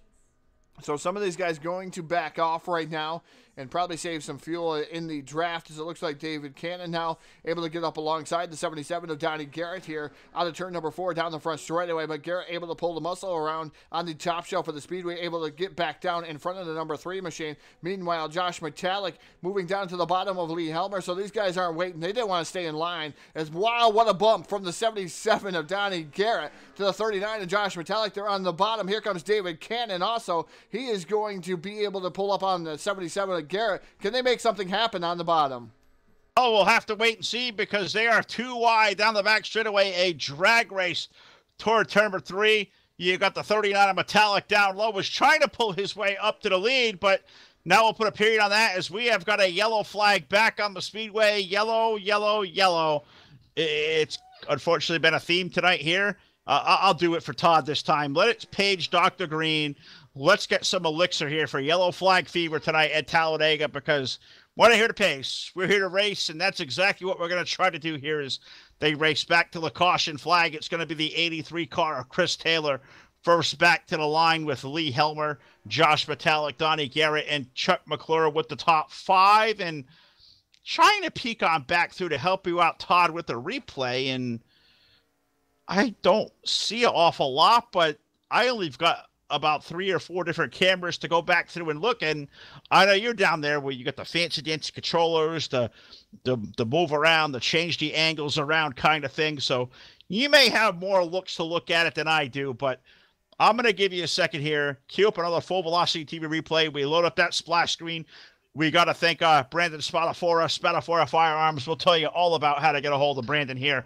But Todd, I believe you are ready with another full velocity TV replay. Yes, indeedy, I'm ready for another full velocity replay down here in the trailer.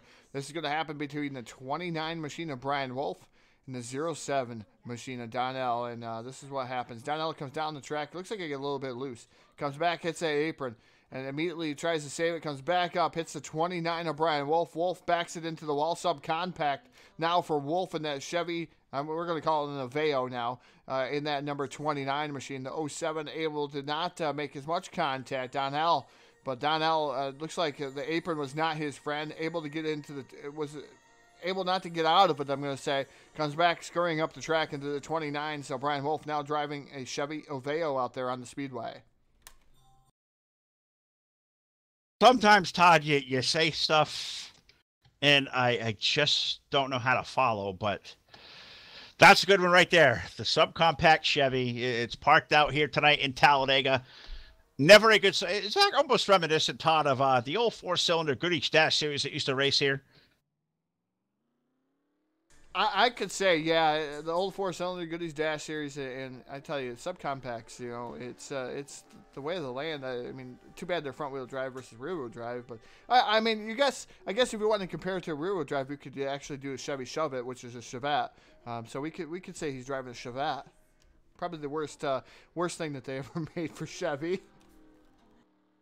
All right, well, we'll let the Chevrolet debate kind of rage on for another day. We're under caution flag once again. We have talked to a lot of these great drivers over here, honoring Bruce Phalin's memory over here tonight at ECT. And one of these longtime members and a guy that we've got real familiar with over the years, especially at Talladega, is the driver of car number 17 of Chuck McClure. Chuck, it is Phil and Todd from Full Velocity TV, bud. Do you have a copy?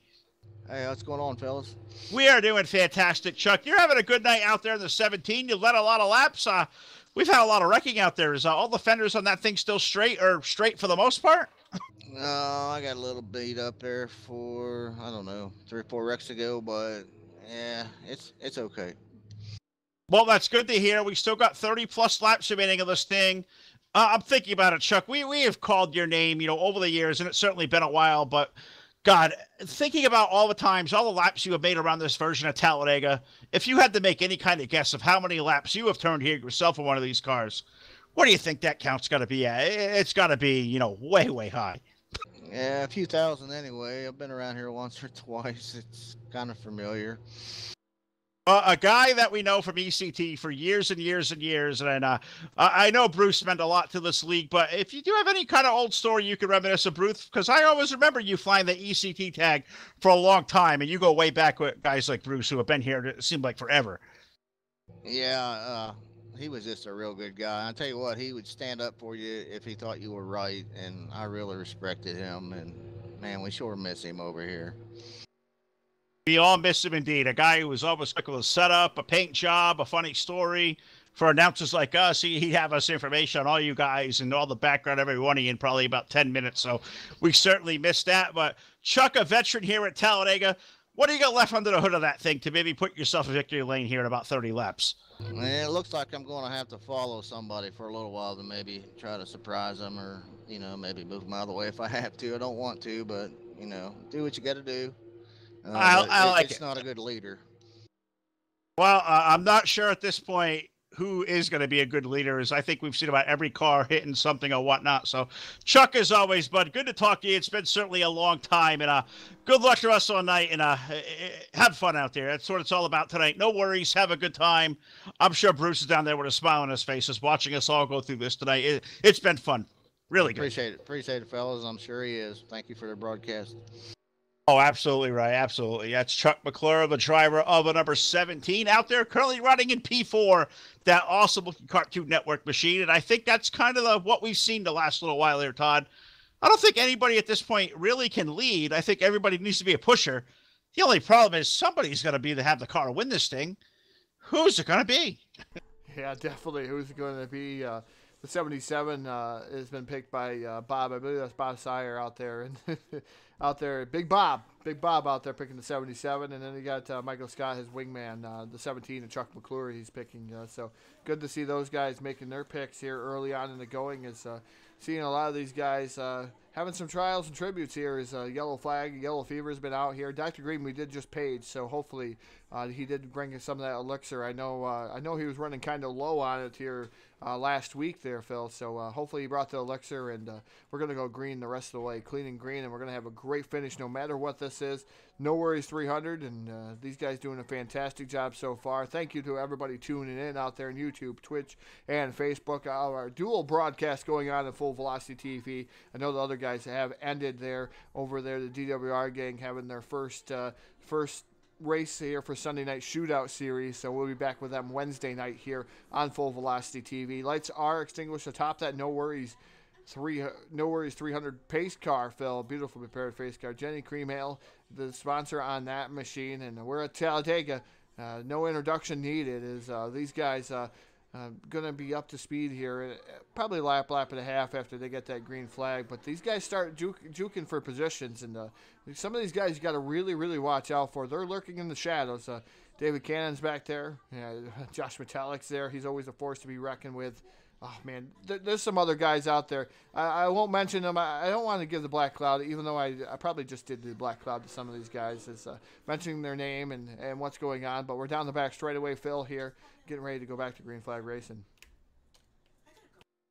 We sure are, and I'm having a chuckle out there because I'm following along in the chat, and I saw Bob out there picking the old 77 of Donnie Garrett, and this one may be a little bit of a sensitive subject for Bob, and Todd will get a chuckle out of this one. I sure hope Bob can pick a winner better than his Lions are for a winner right now. I'll leave that one right there. I'll let you carry that one. Oh man, that's a tough one. I guess no worse for the wear for the Buffalo Bills too. So that's my favorite team. I love the Buffalo Bills, but they're just not doing. We're going to call it a rebuilding year for about the dozen 20th, 25th, 27th time for the Buffalo Bills. Not doing a very good job either. So Bob, you're not alone out there. I like a team that's not doing very well either. So. I'll take the gander for teams that haven't won, and it feels like about 25 years as well. So having some fun up here live on Full Velocity TV. Thanks to you guys that have tuned in here live. Phil LaCasse and Todd Stanton, the dynamic duo that have called races here for such a long time in this community. Getting ready to crank the No Worries 300 back into the green flag. 65 laps of 94 on the board. Les Alexander and Chris Taylor going to lead the field back to green with Josh Metalik, Chuck McClure, and Lee Helmer making up your top five. We're at the end of the tri-oval. That means one thing. It's got to be time for that green flag to fall, and I'm just begging of this guy to maybe throw it early and catch these guys by surprise, but he's patient tonight. He's had to do it a lot. His arm's going to be tired. Green flag back in the air.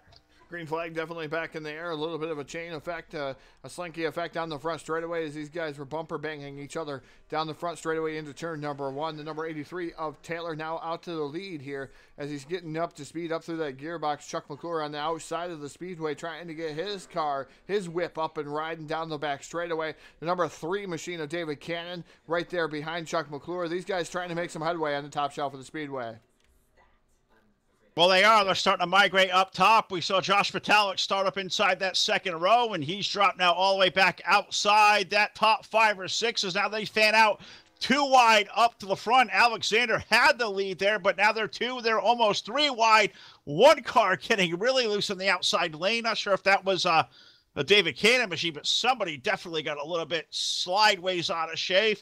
Yellow flag back on the speedway, so I definitely know I saw a sideways car. I did see a little bit of smoke, and definitely now once again, and we see that yellow flag out there. I'm hoping at some point the starter going to put that thing away and let these guys settle this thing old-fashioned way. Let these guys go out there and race it around because yellow has really been the story of this race. Yellow was not the color of Bruce Phalin's choosing. He hated races like this that is kind of dragged out with caution out there, but once again, yellow flag again, going to put Todd back to work here in the booth. I think I've overworked the guy. I think I've overstressed him all week. There's been a lot, he's had to go through down there in the booth, but that's why Mr. Stanton is the best of the best at what he does down there, and we're going to let Todd go back and find a Full Velocity TV replay once again. Todd, we know my vision's not the best, but I swear I saw a car get a little bit sideways back there with a little bit of smoke.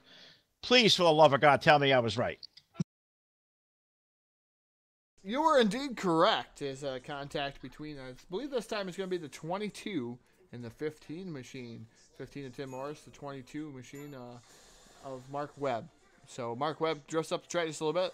Makes just slight contact with the 15, that Genesee Red Ale, or I should say Red Ale, Red Eye, I should say, as we call it here in New York. As around goes the 15 machine. Slight contact, pancakes the outside wall, but no worse for the wear for that number 15 of Tim Morris. So good run for him. Comes back. He has to start all over again. At least he's not subcompact here tonight, but contact between Mark Webb and the 15 brings out this most recent yellow flag here. And the No Worries 300 here at Talladega.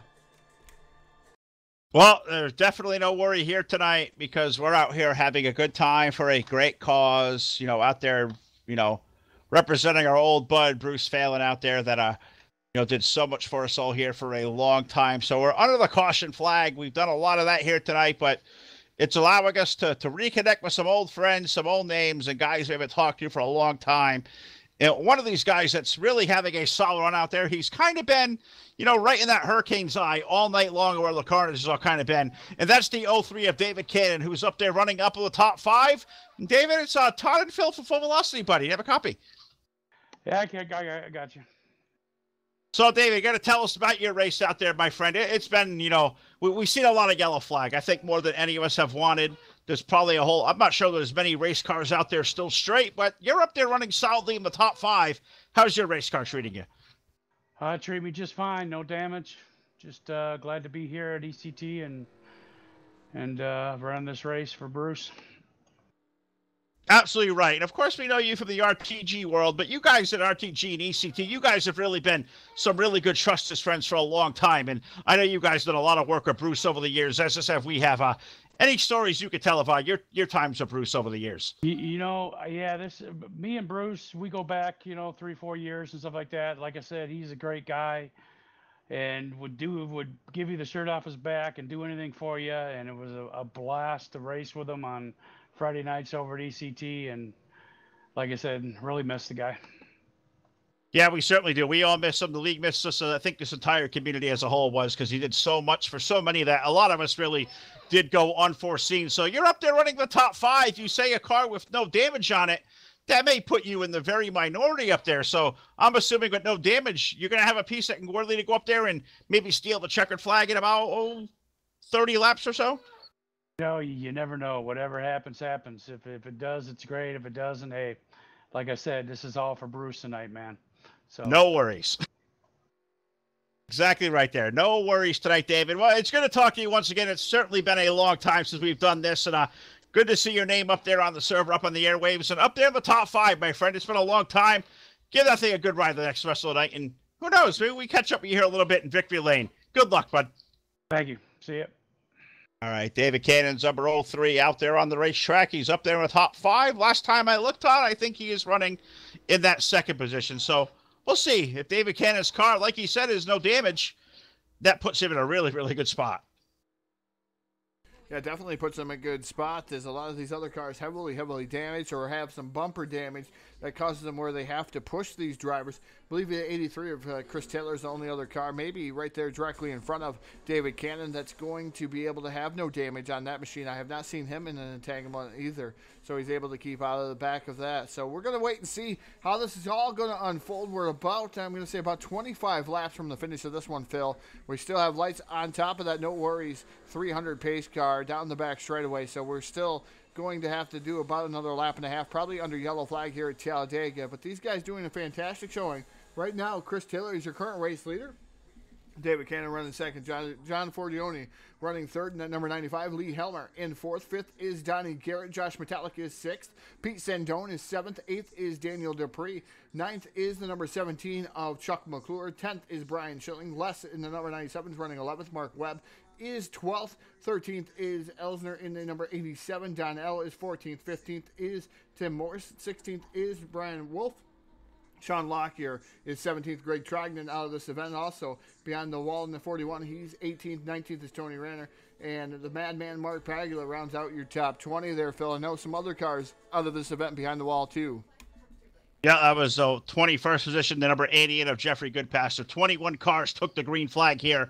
Just almost about 2 hours ago now, we're working lap number 69 under the caution flag. 21 started. We have 15 of them left on the racetrack. Thankfully, all left on a lead lap. And the bigger question is, how many cars up there don't have damage? Chris Taylor is going to lead this field back to green with David Cannon, John Forgione, Lee Helmer, Donnie Garrett, your current top 5. I believe Light's going to go out in the pace car. I'm seeing guys starting to duck on and off pit road there, Todd, to top off. As Donnie Garrett said a little while ago, this one may turn into a fuel mileage race if we have another caution or two. Yeah, I think it's going to, Phil, is they're pretty close to that window here to make it the rest of the way here, especially with open setup. So these guys, you'll start seeing some of these guys throttle back and try to save some of their fuel, conserve fuel, or come down on pit road and get that extra ounce of gas they may need here at Talladega just to try to make it to the end. And we'll have to wait and see who's going to prevail. If we stay green, Phil, if we do really stay green and get no yellow flags, I do believe some of these guys will have to come down pit road, and others will be able to make it the rest of the way because they do have pretty good conserving techniques. Or maybe they're even down maybe a half of a cylinder. I'm going to say half of a cylinder because maybe they were ready the Pistons to score just a little bit, but they might be down just enough on power where they can save that extra lap and a half of fuel.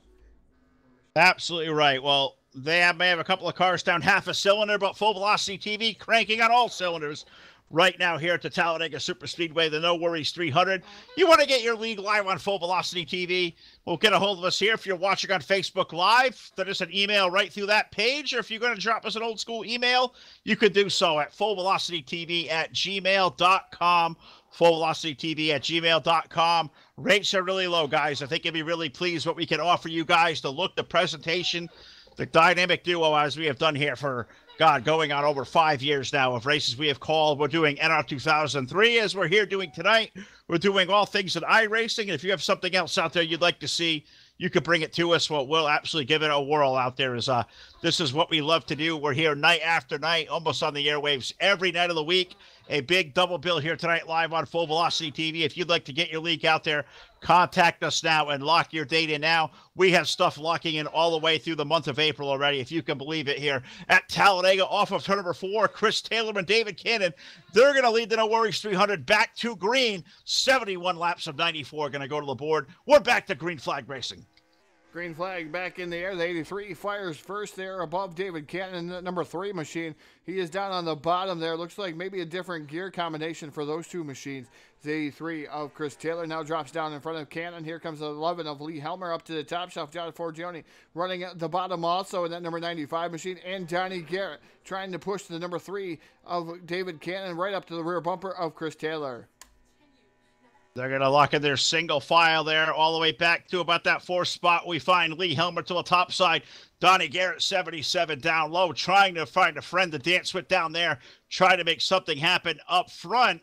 I'm just starting to wonder there, Todd, with the amount of laps we have left remaining, 71 of 94, you don't think anybody here that stopped off if this thing stays green could possibly make it all the way to the finish from here. So are you at this point maybe trying to clutch and save a little bit, or are you just kind of balls to the wall, put that throttle down to the floor and play that draft and use it up all you can, knowing that you full well probably have to come to pit road for at least a splash?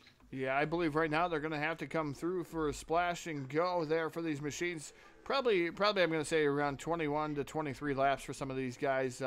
They have to come down on pit road. So they're really right on the outside cusp of it. Maybe they could save enough field, but it's going to be tough. Oh, Lee Helmer around in front of the field. The 77 of Garrett, and we got somebody upside down, Phil, here. ECT, No Worries 300. Another yellow flag going to come out. Well, and I think we may have just given out a pilot's license and a pinball and...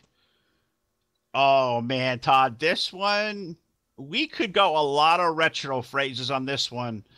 I'm not going to steal it from you because this one is going to be, it may be fun to watch. It's not fun for the driver of car number 11 of Lee Helmer.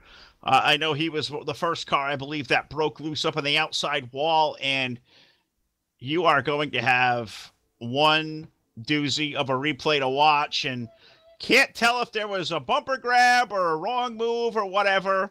All I know is we have a pilot's license and a couple of other doozies out there. Take it away down there in the booth. We're definitely down here, and we're going to show what happened to old Lee Helmer here in the number 11 machine. He makes a slight contact. Looks like he thought he was clear. Come down, just barely clips the 95, sends him up, creating up into the 77 of Donnie Garrett, and this is where it all begins. Here, upside down, doing a doing a barrel roll. We're going to say doing a barrel roll here for the number 11 machine. We're going to show it. Barrel roll, almost perfect there. Lands on his roof there. Gets down to the bottom side, upside, sideways there. Makes contact with the wall. Slow roll, going down the street.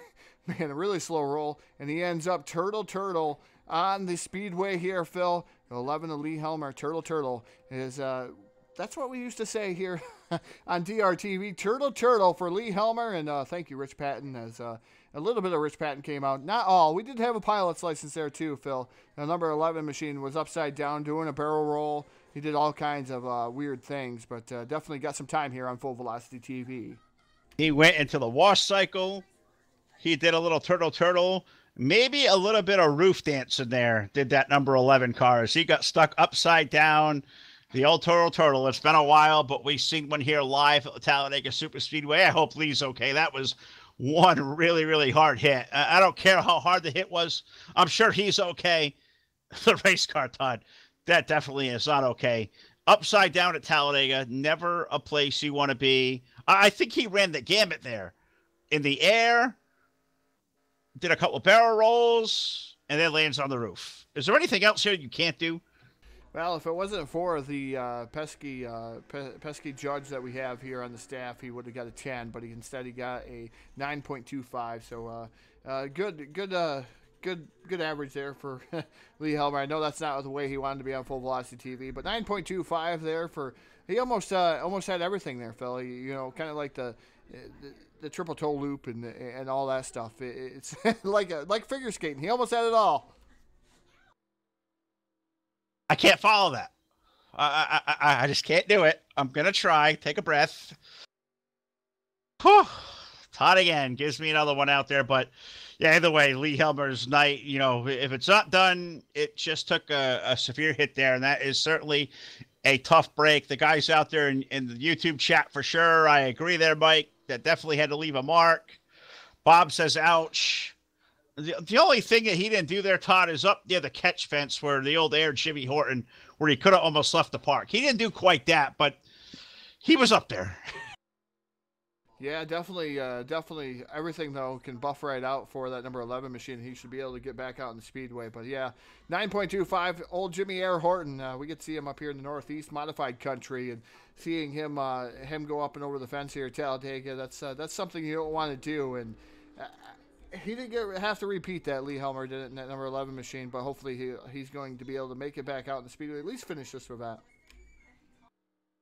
Well, we're down to 20 laps to go, so I think, Todd, that could be the magic number. If you come in and top off here now, green flag racing aside, even if we do have another yellow out there, but if this thing stays green, is this the comfort zone? You come in and top off here at 1 to go, can you make it to the end? Could this be the last time we see some of these cars down on pit road?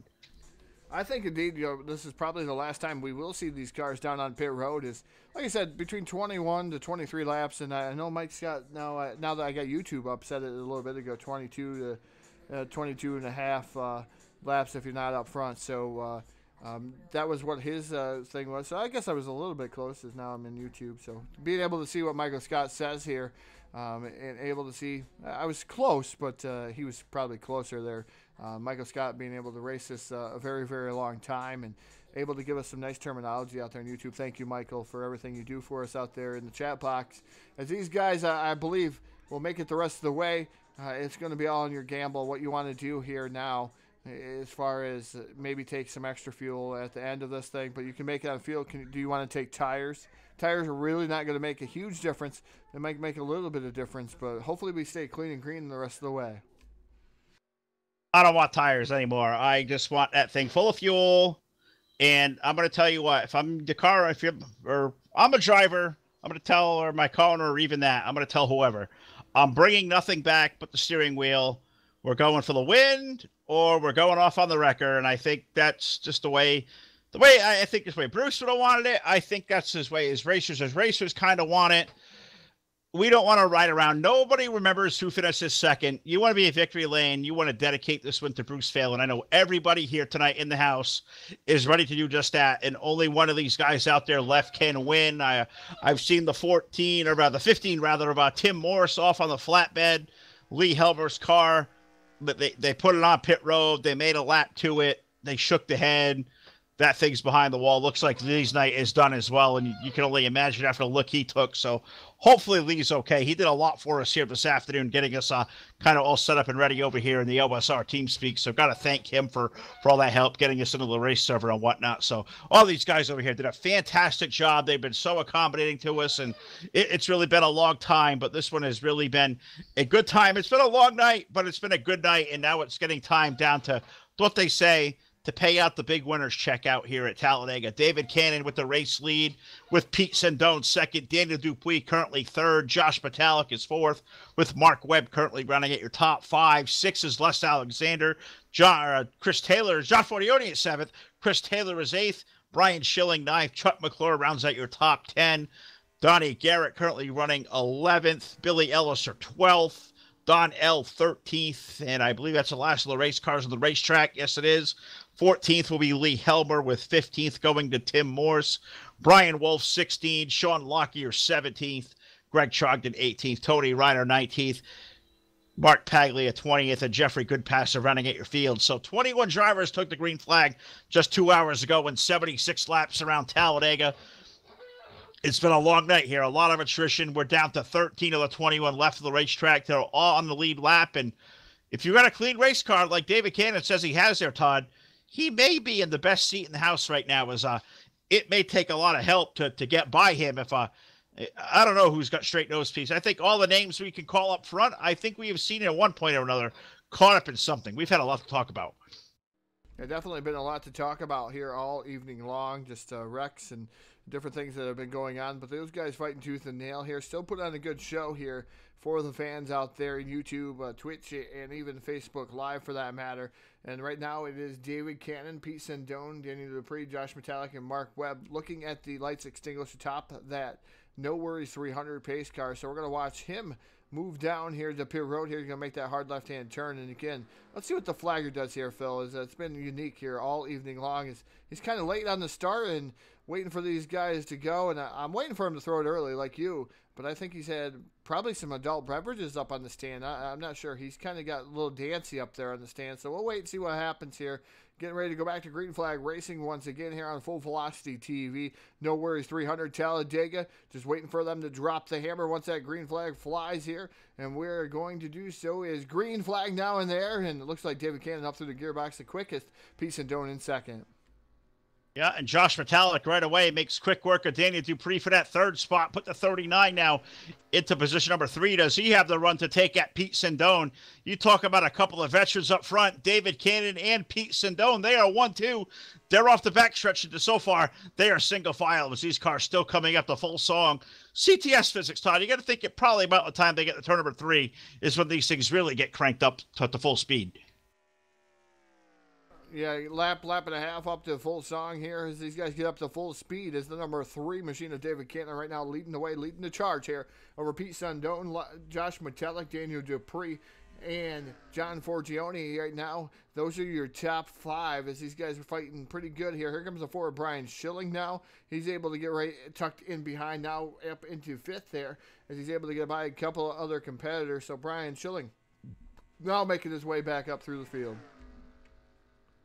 And I thought him with Chuck McClure were having some help up there. I thought those guys may make a run to the sneaky top shelf of the racetrack, but they'll elect to fall back in line. And, you know, why not? 78 laps of 98 on the board. It's probably time to start, I'm not thinking it's time to make that last maneuver to get up front. I think it's time to start plotting and planning. You're getting down to almost, 14, 15 laps to go there, Todd. You're probably going to think. You probably spent 2 or 3 laps even thinking about what move you're going to make.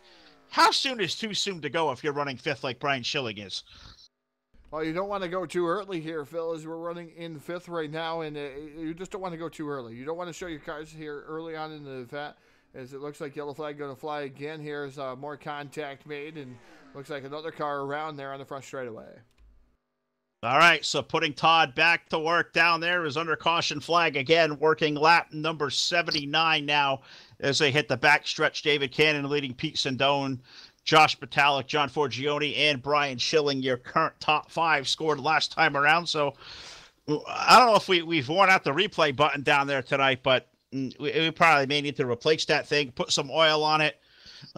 I know that thing's got to be tired. I'm sure the starter stand, the flagger has to be tired. He may be charging for some rotator cuff surgery here by the time that night is over. But these guys will be no worse for the wear. It is No Worries. It is a No Worries 300 put on by ECT in memory of car number 13, ECTQ, Bruce Phalin, who we lost here a few months ago, and it was a really sad day as Bruce did so much here at ECT for such a long time, and it's really great to see this league still alive and well and still going, and I hope they continue to do so for a long time. They've always done a lot of great things, and check these guys out, eastcoastunder.com. So under caution flag once again, and I think, Todd, you may find a scenario here. This one get the number 97 car of Les Alexander. Yes, indeed it did, Phil, and I also got a couple other cars here. And it all started here with the contact between the 87 machine. The 87 machine makes contact here with the 22. The 87 Elsner makes contact with the 22 machine of, trying to go through my screen here, just looking at Mark Webb. Webb goes up and pirouettes, dances, does a little nose dancing there, Phil. That's a beautiful looking nose dance there. Comes back up the track. 97 also involved there, kind of a secondary here for the 97 and the number 35 of Daniel Dupree. As man, you can watch the 83 just barely scrape through there. The 83's been up front all evening long. Chris Taylor and everybody else making contact and more contact. Here's the 97 around, and I know he had to call a tow truck there in his brand new Ford Focus. You're just full of zingers here tonight, and I'm absolutely loving it. I hope the audience out there loving it through Facebook, through YouTube, through Twitch TV has stuck with us the entire night. Appreciate all the support you guys are giving us. Hope you're having a good time out there. This one has been a lot of fun. It's been a long night, yes, but hey, what the heck? We're out here racing. Sometimes these nights happen, and you just go through them, and we get through it. We'll have a good time out there. So under the caution flag here, working lap number 80. And I've been out there. I think you've been out there monitoring YouTube chat there, Todd. And Mike Scott just put a really, really good observation out. You know, he says, you know, the question is, if another caution comes out, would you add 5% tape? And he says he would. And now we're under caution, and he's piped up and he said, some of the leaders have not come to pit road. It makes you wonder. They're definitely good on fuel. If you want to put some more downforce on the front of the race car and maybe get through that air a little bit cleaner, a little more speed, putting 5% more tape on may be a good call. What do you think? I think I like it. I think it's a good call, Phil. I really do. You know, if it was even later, I'd probably throw a little bit more tape on there than 5%. But right now, 5%, that may help you if you stay clean and green the rest of the way. I could see that working for you, working to the advantage. But a lot of these guys not coming down on pit road, so I wonder if they did something a little bit earlier to their setup. So we'll have to wait and see how this is going to shake and play out. Right now, David Cannon, your leader, Pete Sandone, Josh Metallic, John Forgione, and Brian Schilling are your top 5. So we'll wait and see. All right. So I know we got another lap here under caution to make. So let me ask this question. We asked when is too soon. Well, knowing the amount of caution flags we've had here tonight, is it now go time? I mean, do you throw all caution to win at this point and know, hey, it's time to go and put myself in position to win the race? Because the way it's seeming right now, when it's been all night long, it's been short run after short run after short run. If you're like, say, a Brian Schilling, a Chuck McClure, a Donnie Garrett running 4th through 6th, is it time to make your move and try to put yourself to the lead and maybe hope on a wing and a prayer? Maybe the caution comes out and you're in the right spot. Well, that's a fine line. I mean, if you stay clean and green and you don't get another yellow flag, or maybe you get to the yellow flag a little bit late, man, I would go for it. Heck with it. Go for it. Put the throttle down. Try to take the lead and try to stay up front. Let's go for it. I would gamble tonight. The way everything's been going, I would just go for it, and maybe one of those yellow flags will play out in your benefactor and be your benefit, I should say, not benefactor, but benefit. Should play out in your benefit, and maybe you'll win the race here. You know, this is one of those races you do want to win here, and the No Worries 300 at Talladega, and man, it's up in the air. Phil, what would you do? I'm going to follow a veteran like Mike Scott, who I know has won races here at Talladega. Is an open setup veteran where I'm going to completely admit I come from a fixed setup back, come from a grip racing background, so I don't know anything about these late adjustments to make. I've done some open setup racing recently and starting to learn a little bit, but I'm putting tape on. I may even go as far as 10% more tape. It may, risk burning up the motor, but I need all the RPMs I can get because I want to come from 10th, and it's time to throw either like one of those Hold My Beers or Leroy Jenkins. I'm throwing it out there. It's time to go. That's my strategy. I think that'd be yours too, Todd. But looking at the 10 or 11 cars still left on the racetrack, if you had to choose one of those cars right now to be with the best position to be in, who would you want to be?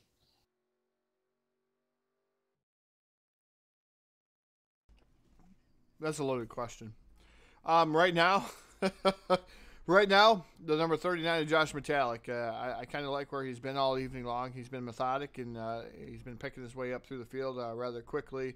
And not rather quickly, but he's been kind of silent. I kind of like where Josh Metallic is. I'm not sure of the damage he has, though. So I guess I'd go with that. I think Josh Metallic.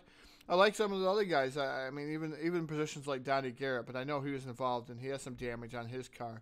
I guess you can't. It's hard to pick, but I think Josh Metallic would be my best pick. I'll go against the grain. I want to be the 3 car. I want to be the 003, David Cannon. You're out front. we haven't really shown we're going to make a really long, run to the end, which right now would be, 11, 12 laps to the end. I think if that was to happen, he'd be in trouble. But as it's been looking and knowing the guys that may take unnecessary chances, knowing the bottom side of the racetrack has been loose off the exit of the corners all night, I really, really like where David Cannon is sitting up with the lead. I'm not sure there's enough green flag racing left. I mean, it's going to have to go, I think, an extended a couple of laps to really, put a threat to him. But right now, Todd, if I had to choose, I think I want to be the leader. No, that's a fair assumption. I mean, it's a pretty good position. I mean, all those positions are pretty good. I mean, you could win it from anywhere on the track right now. As we've seen all night, that things happen, and things happen rather quickly and take out some cars. You were the leader, and you could be dead last here in a lap. So you've seen a lot of things happen here tonight. A lot of weird things happen, and any position probably pretty much could win on the track. But like I said, I always like to be second. I always like to be right behind there, and especially coming with the last couple laps, I want to be second to try to mess with the leader. Well, you want to be second, messing with the leader. I want to be the leader because nobody remembers who finishes in second place. Yeah, you could get wrecked. It's a chance I'm going to take as I'm seeing a couple of cars starting to duck off there. I saw the 4-car Brian Schilling peel off the banking. So is it, a splash of fuel? Is it a tape adjustment? You got to think this late in the going, he's got to be good on fuel. Must be one more sneaky adjustment the 4-car makes as I see him hit his sign down the far into pit road. And, he's going to put tires on it. Well, why not? Go put four fresh goodies, make an adjustment, and, go let her dig out there, as we would say it over at DWR, as we were earlier tonight here with the other team here at Full Velocity TV. But I saw him on pit road. Billy Elliser's been down. Don L's been down. Chuck McClure's number 17 came down. So those are guys running 8th on back. Why not? There's really nothing to lose if you're running back there, Phil. Is putting 4 fresh tires on may help you. May be able to keep you down on the bottom a little bit longer. It helps you helps the tires not be heated up as much and be able to side draft, do whatever you need to do through the track. So, I mean, why not take some tires? Why not have that extra added traction here for a last run of it? Oh, extra bit of traction, extra bottle of water. We'll get one of those Jenny's Cream Ale up there in that pace car. That sounds to be really good right now. I've never had one, but 2+ hours, a lot of words. We've had to talk about a lot of time under the caution flag, a lot of time to fill. I had never had one, Todd, but right now, and I'm sure you'll agree, God, that beverage sounds good. It definitely sounds good. Mike Scott chiming in, 10% track bar, down tires, a half pound. On, throw your beer out, and as Jerry Reed says, Fred get out. I'm trying to read it here. Small print here, as my eyesight's not that good, but Michael Scott saying, giving us a little piece of advice here, Phil. So wait and see what's going to happen. What did these guys gamble with? Pace car making that hard left-hand turn down the pit road, hopefully for the final time here in the No Worries 300 at Talladega. It's going to be David Cannon, Josh Metallic, Donnie Garrett, John Forgione, Daniel Dupree, Mark Webb, Pete Sandone, Chuck McClure, Don L, and B. Elsner. And at number 87, that is your top 10. That's your first 5 rows. They're restacked. They're repacked. They're coming down through the tri-oval. Just waiting to get that green flag from the head flagger here, who's been a little delayed here on the start. Green flag is in the air. And hopefully for the final time is the number 3 up through the gearbox. That's David Cannon. And the 39 and Josh Metallic running in that second spot. Absolutely right. And Donnie Garrett, he restarted on the outside of the front row. He's going to slide right to the 3rd spot there ahead of John Forgione. Can these guys make one more run up through the gearbox? Can they chase down David Cannon? They are hitting the backstretch. They are all hugging the low side of the racetrack. Todd, I'll never, tell you to get out of my way, but I'll tell you, Todd, get out. I think, Mike, I love the comment. I think it shows Todd's youth right there of not knowing where that came from. Thanks for that one, Mike. I love it. Well, I can't really recall that one, so I guess I am a little bit young here. Not saying that. I guess I'll go back and watch this because you guys are schooling me because you're so old and all. But the number 3 of David Cannon currently in your race lead. The 39 Josh Metallic running second. 3rd is the 77 of Donnie Garrett. Donnie Garrett right now trying to look to see what he's going to do. But pretty much these guys probably going to stay single file. I'm going to call it here. Single file they're going to get to the last 5 laps. You're going to start seeing these guys shaking and baking themselves, going high, going low. You'll watch guys that are actually going to work together, because I know these guys had a long time to think here, and making these guys making some adjustments and making their friends out there. Well, it's time to make friends. It's time to play nice, or maybe not play nice. And I'm hoping timing and scoring resets on this one, because I think somebody got a lap ahead of the field, and I don't know if that's gamesmanship. I'm not sure if I'm going to tell you, hey, look, I'm going to push this button, I'm going to take the race lead kind of thing. Last time by, it showed Pete Sindone the leader by almost a full lap. Now when it resets itself, looks like they got that one back right. I didn't think Pete Sindone was the leader. Pete is running up there in 5th. That might have been one of those fat finger kind of things where you're giving a lap back kind of command, or maybe it was like, hey, I tell you, I can show you I can win this thing. Just use one of those admin controls and put a lap on yourself over the field. That always works too. You know, Phil, and Mike says Smokey and the Bandit, and you know how many times I watched that movie and how many times everybody can recite lines, but I have a piss poor memory. I can't recite no lines. I've watched that movie a crap ton, you know, especially with my father and my father-in-law and my wife and sister-in-law. They all love the movie. Trust me, they have it in every different form from VHS to DVD. So just thinking about Smokey and the Bandit. So I can't recite lines like everybody. I guess I'm piss poor with that. But green flag is out still, and it's still David Cannon leading with Josh Metallic running in that second spot. So the 35 starting to make some moves. That's Daniel Dupree. He's trying to go up to the top shelf of the speedway, trying to get around the one. Now Pete Sindone not going to be able to do it that time by. But what we can't do right now, we know David Cannon's leading, but we don't dare call him the fastest chicken in the South, because he's got that field pace in at turn number 3.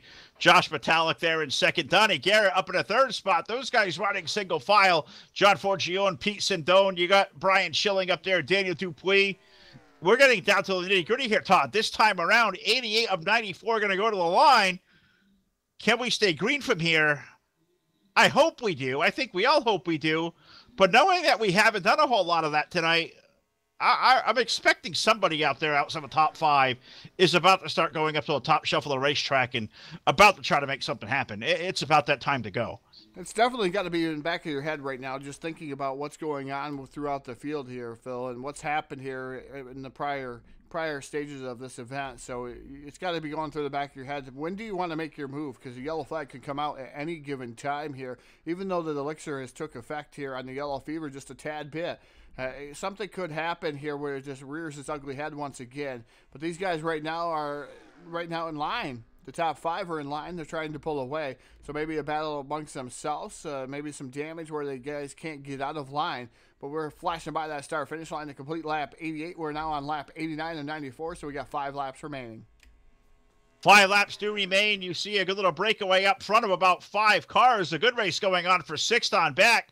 Chuck McClure, Brian Schilling, Daniel Dupuis, those guys trying to, I think, I'm not sure, having a disagreement of space or trying to figure out the best alignment is to try to make a run to the checkered flag. And I see they put Chuck out in the head of that field. So I wonder if, I think Brian and Chuck are teammates to go back a long, long time. Let's see if Chuck gets a run in the 4 car. If Schilling doesn't try to just shove Chuck up through that top 5. They're currently running 6th and 7th. They come off of turn number 4 this time around down through the triangle. We're going to put 90 of 94 on the board, so we got 5 laps remaining. David Cannon leads Josh Metallic so far inside the top 5, all single file. You got to be thinking that move is going to be coming in about 2 laps. Yeah, definitely the move going to come in here. Probably a couple laps. It is pretty much go time. When you're under 5 to go, you want to go and make your move. Some of these guys will wait till later portions. You got to recognize that the 3 of David Cannon, 39 of Josh Metallic, those guys are going to work together probably to try to stay up front. Donnie Garrett right now working with those guys, but now here comes the 95 of John Forgione with the 1 of Pete Sindone, Chuck McClure, all ECT guys going to the top shelf of the speedway trying to make something happen. And again, I think the pass is going to come from the top shelf coming out of turn number 4. It's still David Cannon, but a full head of steam from the 5 cars up on the top shelf of the speedway. All the guys down on the bottom here. So 07 now makes a switch down to the bottom. Donnie Garrett comes up the track, door slams the number 95 there of John Forgione. Just a little bit of rubbing, trying to take the run away from the top shelf of the speedway. Not going to be able to do so as Forgione now drops back into line, as it looks like he did kill the run just enough there. Donnie Garrett still holding on to that 3rd spot. Yeah, he is, and it's kind of on like Donkey Kong up here as Chuck McClure is trying to make something happen on the top shelf of Brian Schilling. Looks like Donnell got that run. Looks like he's going to lose all that momentum, as did Daniel Dupuis. Those guys back there running right now about 5th and 6th on the racetrack, all chasing David Cannon now off of turn number 4. As they hit the line, Metallic in a ride right there in tow. Donnie Garrett locked in for 3rd. We've seen John Forgione and Pete Sindone and those guys all starting to juke and jive for position. I'm waiting for Chuck McClure to make that run to the outside. We got to see right now is hit start finish line to put lap number 92 on the board. I'm waiting for that one more run to go. Mike Scott said it's time to go. I know Mike's a veteran. I listen to Mike anytime he says anything at all. You gotta. Is there anybody with a race car left that can make the run on David Cannon? That's what I wonder. Now you see that dance up to the top shelf. It is John Forgione and Pete Sindone at the top shelf of the racetrack. Yeah, Forgione and Pete Sindone trying to make something happen. It's Donnie Garrett right now running in the middle along with Josh Metallic and David Cannon. 1, 2, 3, 4, and more contact made between Garrett and Forgione. He shifts up out of the line. That puts Pete Sindone right there behind the number 77 of Donnie Garrett. Now going to have to do something and try to get themselves back into line as McClure now looks like he's going to tuck up in front of the number 95 of John Forgione. Going to be able to keep him into the draft with them and try to help him as we got 2 laps remaining, Phil. 2 more trips around the 2.66-mile Talladega Superspeedway. 3rd car in line, the number 77 of Donnie Garrett. He's going to sneak to the bottom, try to make the run on Josh Metallic down the back straightaway. He's got help for the 1 car of Pete Sindone. Chuck McClure to the bottom. Josh Metallic free-falling now outside the top 5 as they hit turn 3.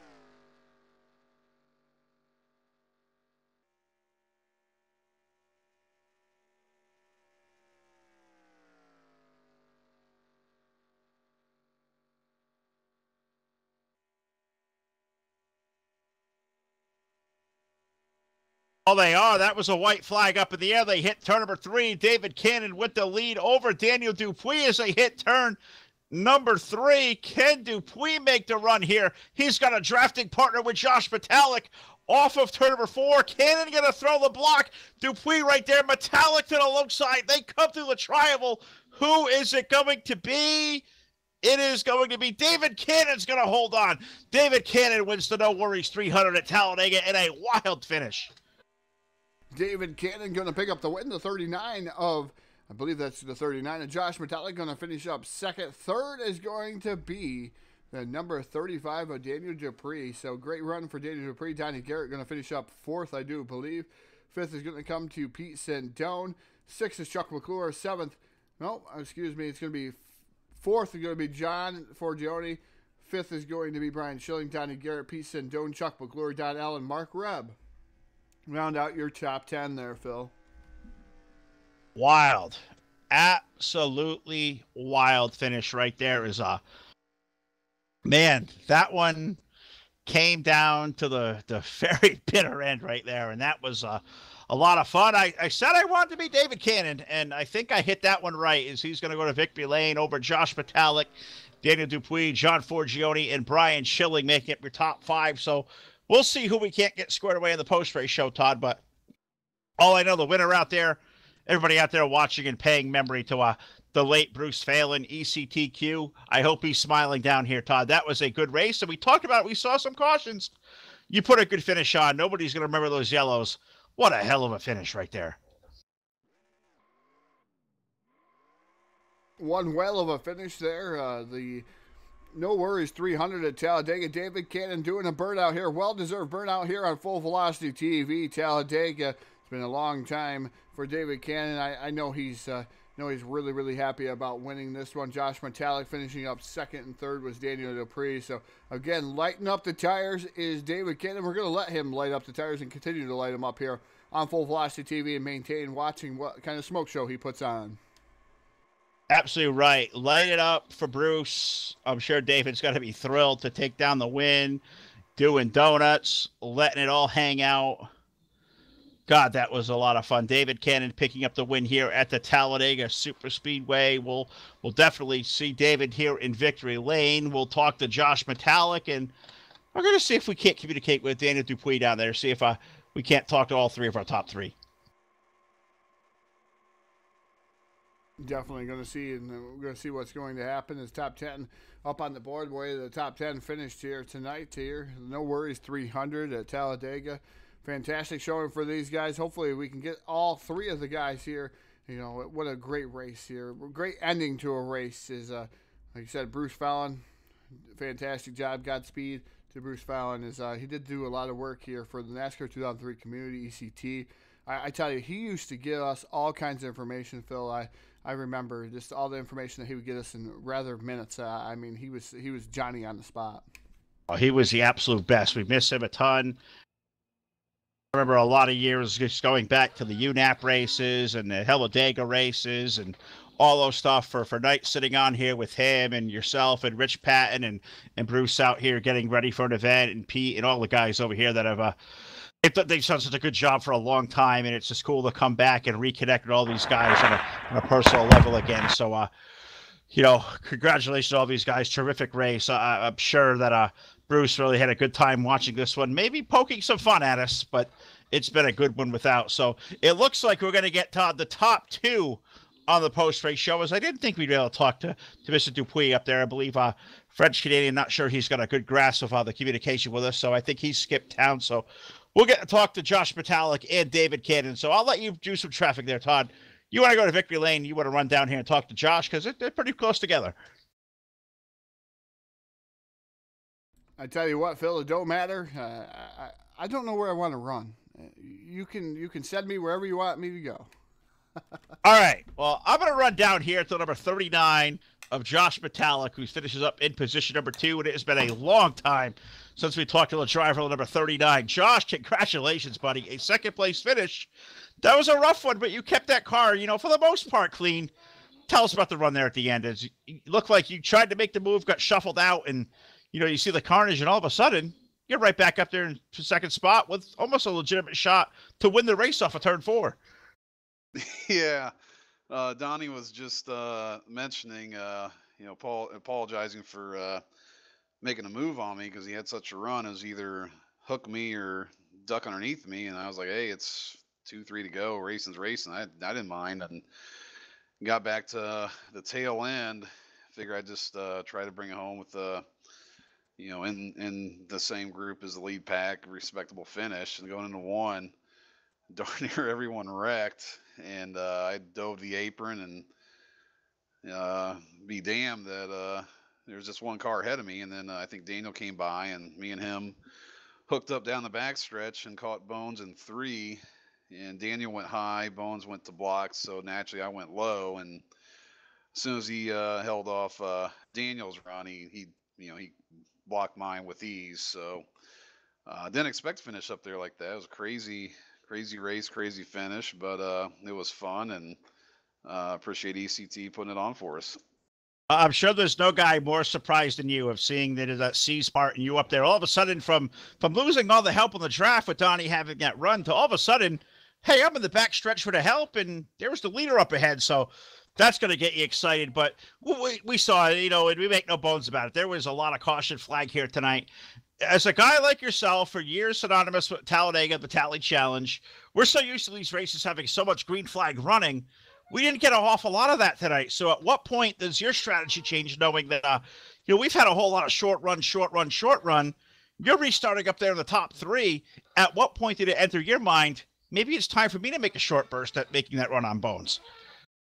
Yeah, I was waiting until the end. I knew there was some guys behind us that were going to line up and try to take the positions, and basically I was waiting until coming out of 4 for the checkers to make a move, because you make it any sooner than that, anyone in line behind you is just going to get a crazy run. A few guys added tape, so they were already better as far as top speed goes, and I was expecting maybe another caution in the last 10 laps, and I was going to plan on throwing extra tape on because, we were at a disadvantage if you guys pitted and took tape. So my goal was just to stay as far up there as I could and wait till last turn, last lap, or a yellow. At that, either one of those happened, and make my move then and see where it ended up. Well, I think it was a good call. You end up one spot short tonight, Josh, but I don't think it was about where you finished tonight. It was all here racing for a great cause, paying respect to our old friend Bruce Phalin, who did so much for us in this community, especially over here at ECT over the years. I'm sure it's going to make you feel good to be on the podium and put on such a really good finish for Bruce there. I'm sure he was all smiling down. And like I said to Pete and all the guys earlier, all the issues aside here tonight, us scrambling, getting the video stuff together, John and Pete scrambling this afternoon, getting us race logos to put on the broadcast, that was something that Bruce always did for all of us. I'm sure he was up there just laughing his butt off, knowing that here we all are down here stressing as could be to put a race on in his honor. I'm sure that's going to make you pretty happy to be on there in second place. Yeah, I was kind of hoping, some of the guys that knew him a lot better than I did finished up front, but the way it finished, 3 of us left standing. It put me in this position, and I didn't know him as well as the other guys, but I did run with him on occasion here. He ran a little bit with us on Thursdays. He painted up a car for me a season or 2 for their Halloween race. So he was always friendly, never caused problems, never caused drama. Just a good guy. Like I said, I didn't know him as well as Pete or Mike or Chuck or the regulars there, but a good guy pretty quick. There's guys that cause problems, there's guys that are helpful, and he's just a nice guy. So I was happy to race in his honor, and hope did him and ECT and all their guys proud. Absolutely. Couldn't agree more, Josh. Well said as always, bud. So really going to talk to you once again. A second place finish. I'm going to give you the mic one final time. Anybody you want to say hello to? Friends, family, sponsors, buddies out there. We've been on Facebook. We're on YouTube. We're on Twitch TV. We've had a great interactive crowd all night watching. So anybody to shout out to there, bud, take the mic and salute them all. Sure thing. Well, obviously, thanks to ECT for putting it on and their drivers. And, hope Bruce... if him and his, if he had any family members watching, hello to them. Hope they had a good time. Obviously, thanks to you guys for putting on the race. It's always fun to go back and watch them. Everyone over at RTG, we had some guys over here tonight. They did pretty well. Bones won. So, I don't want to take up all the time, but I appreciate you guys and ECT putting this on for good old Bruce. Our pleasure. Well, Josh Vitalik, bud, it's been a long time. Good to talk to you again. And, God, hopefully we run into you some point somewhere down the line. Bud, take care of yourself, and congratulations. Good job tonight. Definitely. Appreciate it, guys. It was fun. All right. It's Josh Vitalik. He finished up tonight in position number 2. I'm going to throw this thing down there to Victory Lane, to Mr. Todd Stanton. Thanks a lot.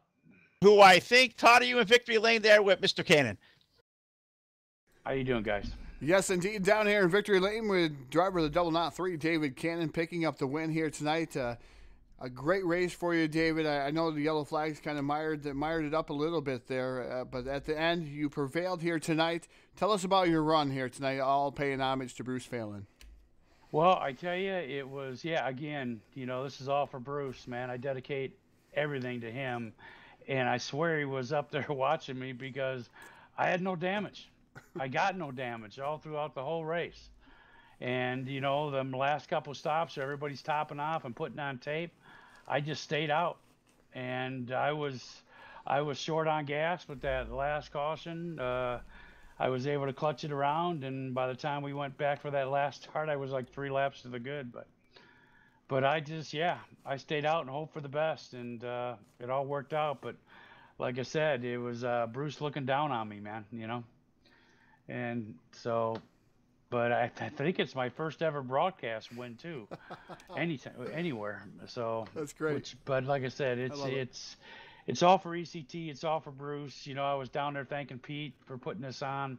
I was hoping he was going to do it because Bruce deserved it, man. That man would do anything for you. That man would hop on a plane, would give you anything you needed. I mean, it's why they call it the no worries, because that's what everything was to him, was no worries. So I'm just pleased that I could win the race for him. And it got nothing to do with me, nothing to do with any other league, anything else. It's all got to do with Bruce. So thanks, Bruce. Yeah, we're going to leave it at that, David, and great words spoken by you, truly, and it just goes to show you, you know, Bruce Phalin, one of those guys that, like Phil and I have commented all night, he helped us out a great deal when it came to these broadcasted races, and we were chuckling about how he was looking down on us, just laughing at how stressed out we were here tonight. But great race, great homage to Bruce Phalin tonight. Give you the microphone. Thank whoever you'd like to thank once again, David, on this great win here tonight again. You know, I just want to thank Bruce, man. That's all I want to do is thank Bruce Phalin. And that I think about that. I think about that guy at least once a week on my route. Like to say, I didn't spend a lot of time with him, and I knew him for 3 or 4 years. But running with him on Friday nights and just sitting there talking with him afterwards, you know, it was all about him, man. So it's all I got to say is to thank him, you know, and I hope he's up amongst family and friends and loved ones and everything else, because he deserves it. So thanks a lot, guys. Again, picking up the win here tonight in the No Worries 300 at Talladega Bruce Phalin Memorial Race here for ECT here on Full Velocity TV. David Cannon picking up the win in the double knot 3. Congratulations, and that's why he's become a gentleman and a scholar. Just putting it out there to Bruce Phalin here tonight, and man, fantastic showing and top-notch respect for every bit of ounce of respect for Bruce Phalin here tonight, Phil. Absolutely right, and I got to thank these guys over at ECT for Pete, for John, the entire cast of characters at ECT. Was so good to come back over here. I don't think I could say it any better than David Cannon did. So that's how I'll leave this show here tonight, closing out the evening for Todd Stanton. I am Phil LaCasse, and I want to say thanks to all you guys out there watching. And Bruce Phalin, thank you for everything. We miss you, brother.